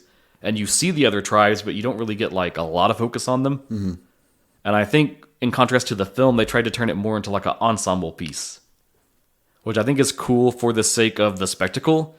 But then I do think it loses some of the like character bits because like That's one of my criticisms. you don't meet Kai for like a really long time. Like I was saying before, I thought that the MC Show dude was going to be our hero. And I'm like, well, who are we supposed to be following? Who's our surrogate here? Yeah. You know? And then another major change with that is the source of their feud. So in the actual source material, the reason that they hate each other, it has to do with Mera's girlfriend. There was like an accident that happens, and he kind of blames Kai for it. Oh. And that's why he hates him. Okay. And then that, in response to that, he kills some of the Saru people, which then makes Kai bitter toward him. And it just like, again, that's sort of like the gangster rap thing where you kill back and forth on each side and it ramps up. I think it worked to change it for this film because I don't think there was any way they could ever sell that story in like 2 hours. Yeah, plus it's also kind of rote. You know, it's kind of what you would expect. So I think it's funny, the low penis reveal. I think that's hilarious. Yeah, I think that's one, unique, and two, it makes it work better as an ensemble thing where there isn't this like deeper, heavier thing going on. Because I don't think it would have ever worked where you're only bringing in Kai like halfway in. Yeah. Yeah. So I think those are the only. Well, I mean, a lot of it's very different because there's no rapping at all in the thing, but that's like key points that are big changes. Any other fun things I had when this first debuted in the U.S. It was streaming on Netflix. There was a random label that got the license to it and dumped it on there, but it's long been moved on from that. There was a Blu-ray. It's out of print. You have it, of course. I have it, of course. It's like an easy $100 now if you want to try to find it on eBay. Holy crap. If you love this movie, buckle up. Or you just pay $1.99 Or we pay $1.99 to rent it. and then you can rent it like a bunch. Yeah. Until you hit 100, you're saving money. That's what we do here at Genre Exposure. We try to find ways to save you cash. Oh, one fun thing from the credits on the Blu-ray. It's probably in the film, too. I don't know if you guys went all the way to the end, but young Dias, he helped with the English translation of all the rap lyrics to make sure that they translated well into English and kept the same meaning. Okay, that's cool. I wondered about that. It I thought seemed that to was cool. flow pretty well in between the languages. Because that's often with films like this, especially when there's songs involved, the translations can get kind of weird at times. Yeah. They still like rhymed a lot and everything. So. Yeah. Yeah, that was well done. That's it. We hit all my other fun notes along the way. Cool. As planned. Excellent. So I think that brings us to thoughts. Thoughts. I'll go first. Okay. Yeah, the music is probably my biggest criticism because, I mean, this is a musical block. So one of the things I'm kind of judging these on is the music. And maybe part of it is that I don't like hip-hop that much. I mean, it just blended in too much. Like one or two I could deal with and I'm fine. But it just got a little too monotonous for me. I will make the example of Hamilton, which does use a lot of hip-hop. but also has a lot of other influences going on, and all the songs are very individualistic. I wish there was more. That's like comparing. I know that's crazy to ask for, but I wish it was a bit more like that. Because even within hip hop, there's variations. So it doesn't really win me over with the music. I like the hyper stylistic aspect of it. I mean, I think it's made well. Sono's a great filmmaker, technically. I wish there was, there were so many characters, you don't really focus on anyone. I didn't really know who to follow. I don't think anyone gets enough screen time that you really feel who they are or really get their character. It's all very surface level, which, I mean, that's fine, but I kind of wish there was someone more to... And based on performances, I often cared more about the wrong people, I think. Yeah, I mean, Mara is the most interesting character. You really like Mara, you really like Nkoi a ton. Yeah. But there are villains. Yeah, I mean, Kai was pretty lame. He's your typical kind of good guy. We don't really get any depth. There's no... I mean, how big is his penis? These are questions we do not get. Big enough to start a gang war. But it's all relative. Like, what is everyone else's wiener size? Like maybe Right. theirs isn't that much, and Kai's just like average, and everybody's just mad because they've got teeny weenies. Teeny weenies gotta die. Yeah, maybe they're just mad, and Kai's just like thought this was normal. Yeah, at the end of the day, I'm very... He just doesn't know. I just don't know. I just don't know. Doesn't know. Honestly, I would probably give it 2 stars for Damn. me. Okay. Just because it doesn't really click with me. I don't think it's anything I would watch again. Maybe if I liked hip-hop more, I would enjoy it a bit more for that aspect. But it wasn't enough of any... It was a lot of flavors, but no real big, A lot of appetizers, but no entree. That's a better analogy to use. I was wondering where you were going with that. I wasn't sure where I was going with that. I was like, I think I was going to go back to the penis again. I think this is a food analogy. It might be a wiener thing. I'm not sure. I'm not sure what's happening. You're like the dad from Cloudy with a Chance of Meatballs. Actually, I haven't seen that. I don't get that reference. Oh, he keeps making like fishing references to his son Oh, okay. about everything. Yeah. So, there's a lot to like about this movie. But at the end of the day, it just doesn't coalesce for me. It just doesn't come together. So that's where I'm at. 2 stars. Cool. Michael. You sure you want to go with me? Yeah. The guy who picks it always goes last. I share a lot of the same things with Jason. Some of it could be... I don't think I dislike hip-hop. I think I dislike rap. And I think it's important to distinguish hip-hop and rap because they're not the same. So I think a lot of the themes of this I despise in general. And I don't... That's not a fault of the film by any means. I just don't like the machismo. I don't like the dick swinging thing. And so therefore immediately like the songs don't connect with me because that's what they are. But again, that's not the film's fault. That's just... That's who these characters are. That's who they are. So I don't want to judge it based on that. I did have, the hangups with the action choreography, which, damn, Takasakaguchi, what the fuck are you doing, man? Like, you can do better than that. We know you can. That may have other things, to do. One of the things that I wondered about is that Sono's the only person who's listed as the screenwriter for this. And which makes me wonder, did he write all the music for it? Well, not the music. There's somebody else credited for the music, but did he write the lyrics? They were credited rap supervisors. But it almost makes me wonder, would the songs have worked a little better had like actual rappers done most of the writing? So I don't have an answer for that, but I do know in some of his other films he has written songs to like a successful degree. Like in Suicide Club, he wrote the Desart songs. Which is awesome. I love that. He either wrote or was heavily involved in writing the songs for Love and Peace. And Why Don't You Play in Hell? There's this really famous toothbrush commercial thing they do as a gag. And he like both wrote the jingle and designed the ad video for that. So it It's like probably Cheddar Goblin. it probably would play. It's on that tier of like just everyone loves it. It probably would play that he was the writer. So if that's not a genre that he plays in, well, I mean, that's a very specific genre to try to write for. So, I mean, I think I've made most of my criticisms throughout while we're talking about it. And I struggled with it because I didn't want to poop on it. You know, like, but it just did not connect with me. I wasn't feeling much of it, honestly, at all. And I think I'm with Jason and I'm at a 2. Damn. I know. Yeah. I know he's your boy, but... Okay. And like Suicide Club, I love, you know? Love Exposure is pretty great. Very different films. Yeah. So I picked this, obviously, so...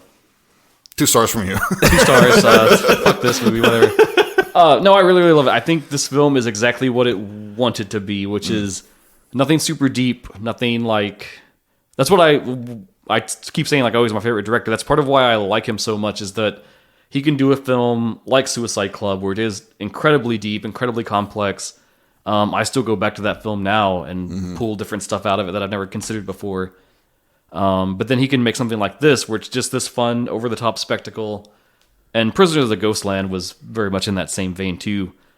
And yeah, that's all it is supposed to be. It's just this over-the-top, fun, crazy way to burn 2 hours. I actually watched this twice in the lead-up to doing this episode. Really? Wow. So, I dig the music. I think it's cool. I do think the variations, there is some sameness to it. I think that is a fair criticism on your all's part. But I do think subtly it's in the way each rapper like delivers their lines. That's where the variation is. I dig that. Dig all the action. It never bothered me, but I'm also not a like stickler for action choreography like you are, Michael. Hold on, as Jason lauded his superiority of film, I will laud my superiority of action sequences. I mean, so for me, like, in my mind going out, I was like, okay, this is like a crazy over-the-top dystopia Tokyo, and some people know martial arts. Sure, they can do all this craziness. It never I have, fazed at me. this point in my life, accepted that if the film is set in Asia of any segment or part of Asia, everyone must know martial arts. I think that is what Hollywood has taught me, if nothing else. Yeah, you're disappointed if they don't, right? Yeah, honestly, some of the greatest gags are when films poke fun at that. And they're like, don't you know martial arts? I'm like, fucking why, racist ass motherfucker? No, I don't. It's definitely not a deep film, but I do like its theme, and that they decided to focus on this idea of, like, really it's, I guess, toxic masculinity, and the way they kind of thread that through with how that lines up with the whole, like, gangster rap vibe. We didn't really get into it, but there was a lot of, like, on behalf of characters, a lot of misogyny toward women.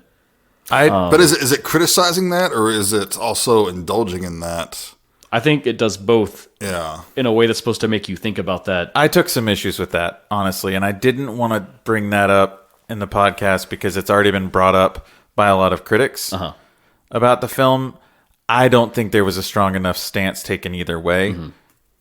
That's fine. I mean, that's Sono's choice to do that, whether he wants to sit on the fence with it or not. But there were times that I didn't feel like there was enough. Well, I mean, sorry, go ahead. I don't know. Some of the misogyny I was like, okay, that's a little much. I'm reticent to say I like the way they did this, but I think sometimes the way they present it, they're supposed to be making you like think and question about it. Like the opening scene with the policewoman, as she approaches Mara's van, the camera is like low and is just following her ass the whole time. Oh yeah, I mean, and that's one of those things where it's like, oh, here's the male gaze, the camera. Of course they're doing this, but then as you watch in the background, all the dudes are staring at her, and that would be their like eye level perspective for the shot. My issue is and more... so I think in a way it's supposed to be calling your attention toward that. Yeah, but also isn't a lot of gangster rap misogynistic anyway? Yeah. Oh, very much so. So, yeah. I mean, it's also... I mean, you can't criticize something without showing it or exploring it either, so I don't know. One of my biggest... Mine wasn't the fact that camera shots like that, I got what he was doing. A lot of mine were the fact of the unchecked, just like full-on boob grab, like shaking stuff. Some of those didn't feel as consensual as I felt I wanted them to be. Maybe they were really good actresses. I don't know. The one with the police officer bothered me a lot. Bothered me too. No, it bothered me because I felt like that scene was a little bit on the ad-lib side of how far they were going. And I don't know, like maybe if she was cool with it, that's fine. I think it would be hard to tell. But I do think the point of that scene is it's supposed to make you uncomfortable. You're supposed to be like, ugh. Oh yeah, I mean, honestly, there's not a redeemable character in this film. And it immediately sets up Mara's personality. Right. I mean, I get it. But and there were some of the shots, like I got really tired of the upskirt shots of Erica, the way it was framed while she was fighting.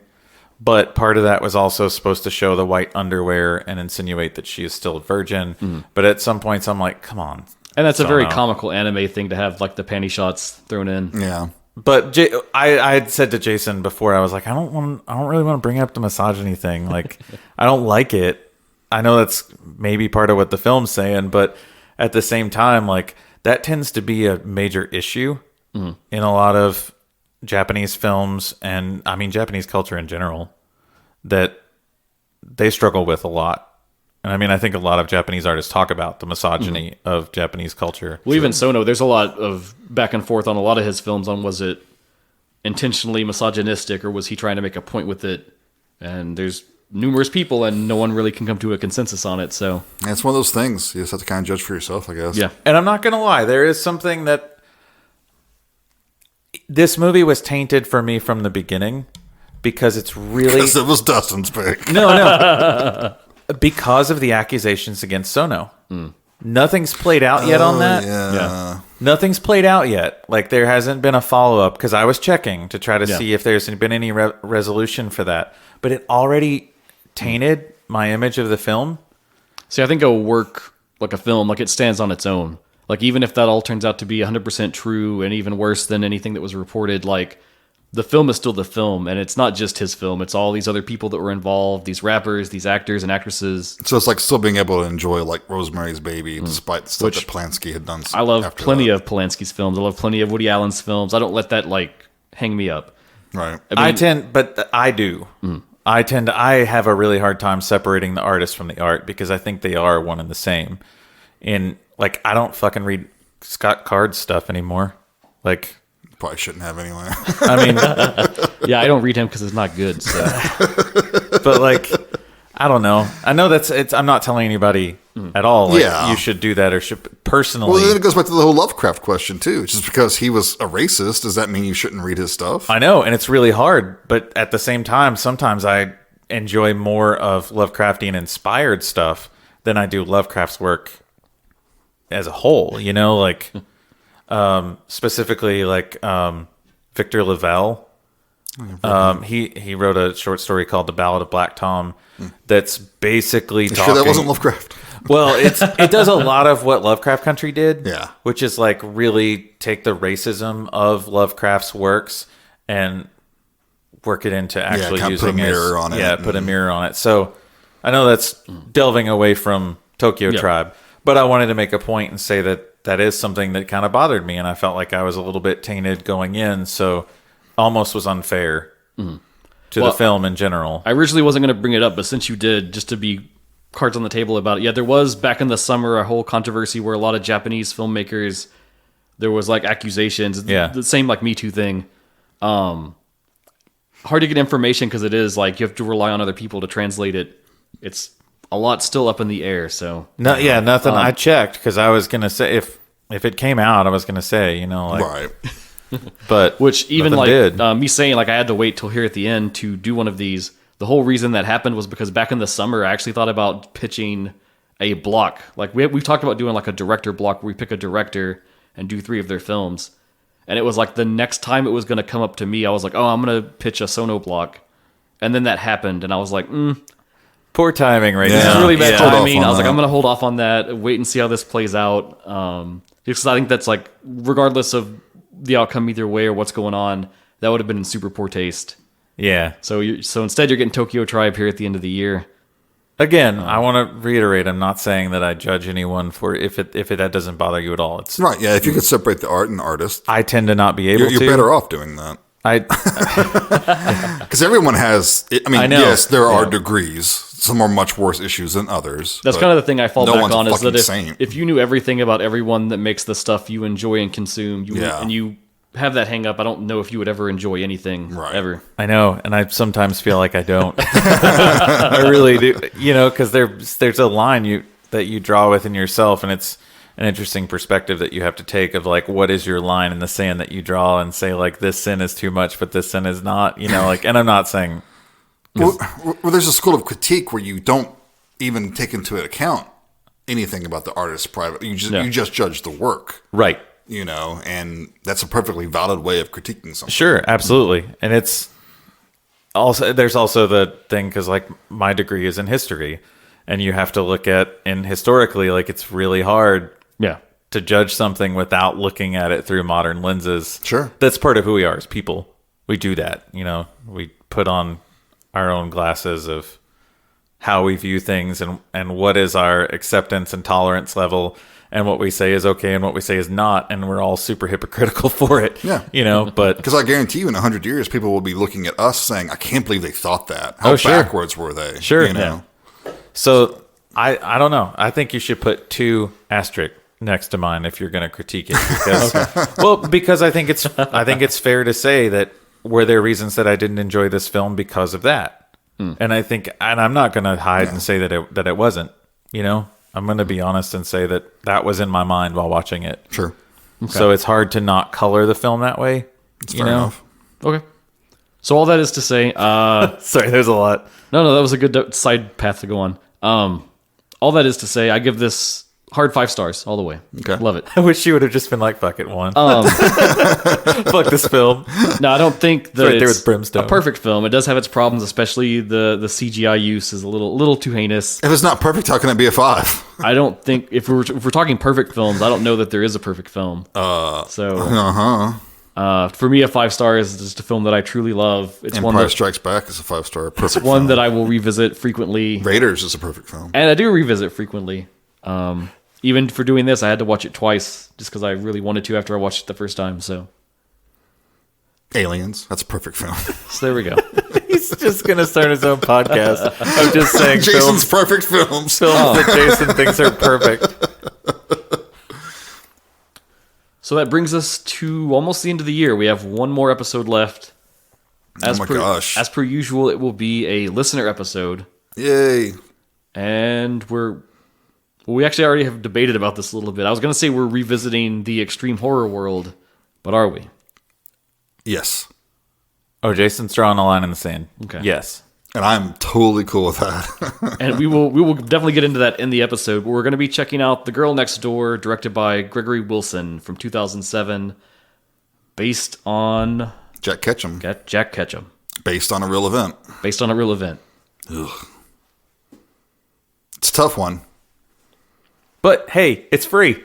It's on Tubi. It's on Tubi, so you don't got to pay for it. It's free. All the soul-crushing chaos that goes on in the film, you can break up with car commercials. Wonderful. I don't know if that helps or hurts. Mine are targeted, so I wonder what your guys are going to be. Okay, we've delved into some interesting conversations, some deeper topics. Crapped on one of Dustin's favorite movies. Oh, and if I talked you up into renting this, you should write in and let us know what you think. Oh, totally. I'll be curious to hear, since we were so divisive on here. Mm-hmm. Yeah, I mean, and honestly, drop your thoughts too. Do like scandals color your opinion of a film? Mm-hmm. Like if I'm alone on that, fine. Yeah, you know what? When this episode drops, maybe I'll put that question out if Twitter still exists. See if anyone will answer us. I don't have hope. I don't have faith in that, Dustin. Just make sure you have the blue check mark. Maybe we'll be on Mastodon by then. Okay, sure. No, it's going to be the next Twitter, man. You better get in on it now. Oh, okay. Anyway, no, interesting conversations, and that is a lot of why we do this. Yes. So we can have conversations like that and berate each other and poop on each other's favorite directors and films. So much fun. All in good fun. Yeah, all in good. But I want to throw this out there. We need some more ideas for listener suggestions. episodes. Yeah. Because we were looking at them and we got a pretty good dent in them. we put a good dent in them, but we're starting to get the same people. Yeah. So this is fine. you Maybe know- we love our same people, Yeah, but maybe you guys are the only ones listening to us. and that's cool too. Hey, yeah. Thank you for listening. Hey, by the way, how you doing? Yeah. How's it going? What's up? You want to watch Tokyo Tribe? He's got the Blu-ray. Set up a watch party with you. It only costs you $10.99 an hour. But no, we seriously want to get more recommendations from you. It doesn't have to be based on any block. Just if there's a film that you really like that you want to champion, or something that you think's a total pile of shit, but you want to subject us to, you can do that too. Or if it's a block we've already done, and you think we've missed something. Yeah. Oh, that's a good one. That's a good example. Yeah. So definitely write in however you want to write. Maybe Twitter will still be up at the time, but we're also on all your other favorite socials, and you can also email us at genreexposure@gmail.com. Look at that. That was a good plug, wasn't it? Nice. You did it. Thank you. But as always, it's been fun, and you have been listening to Genre Exposure. Bye, everyone. Take care.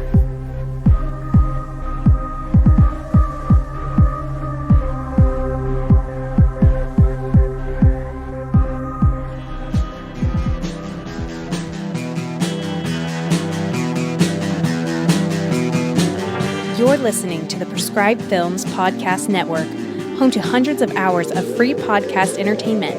The shows on this network all have a common goal, providing you with the best discussions about movies and other forms of entertainment media. The PFPN hopes to fill your earholes with audio joy. Visit our website with links to all the other amazing shows at www.thepfpn.com. Thanks for listening.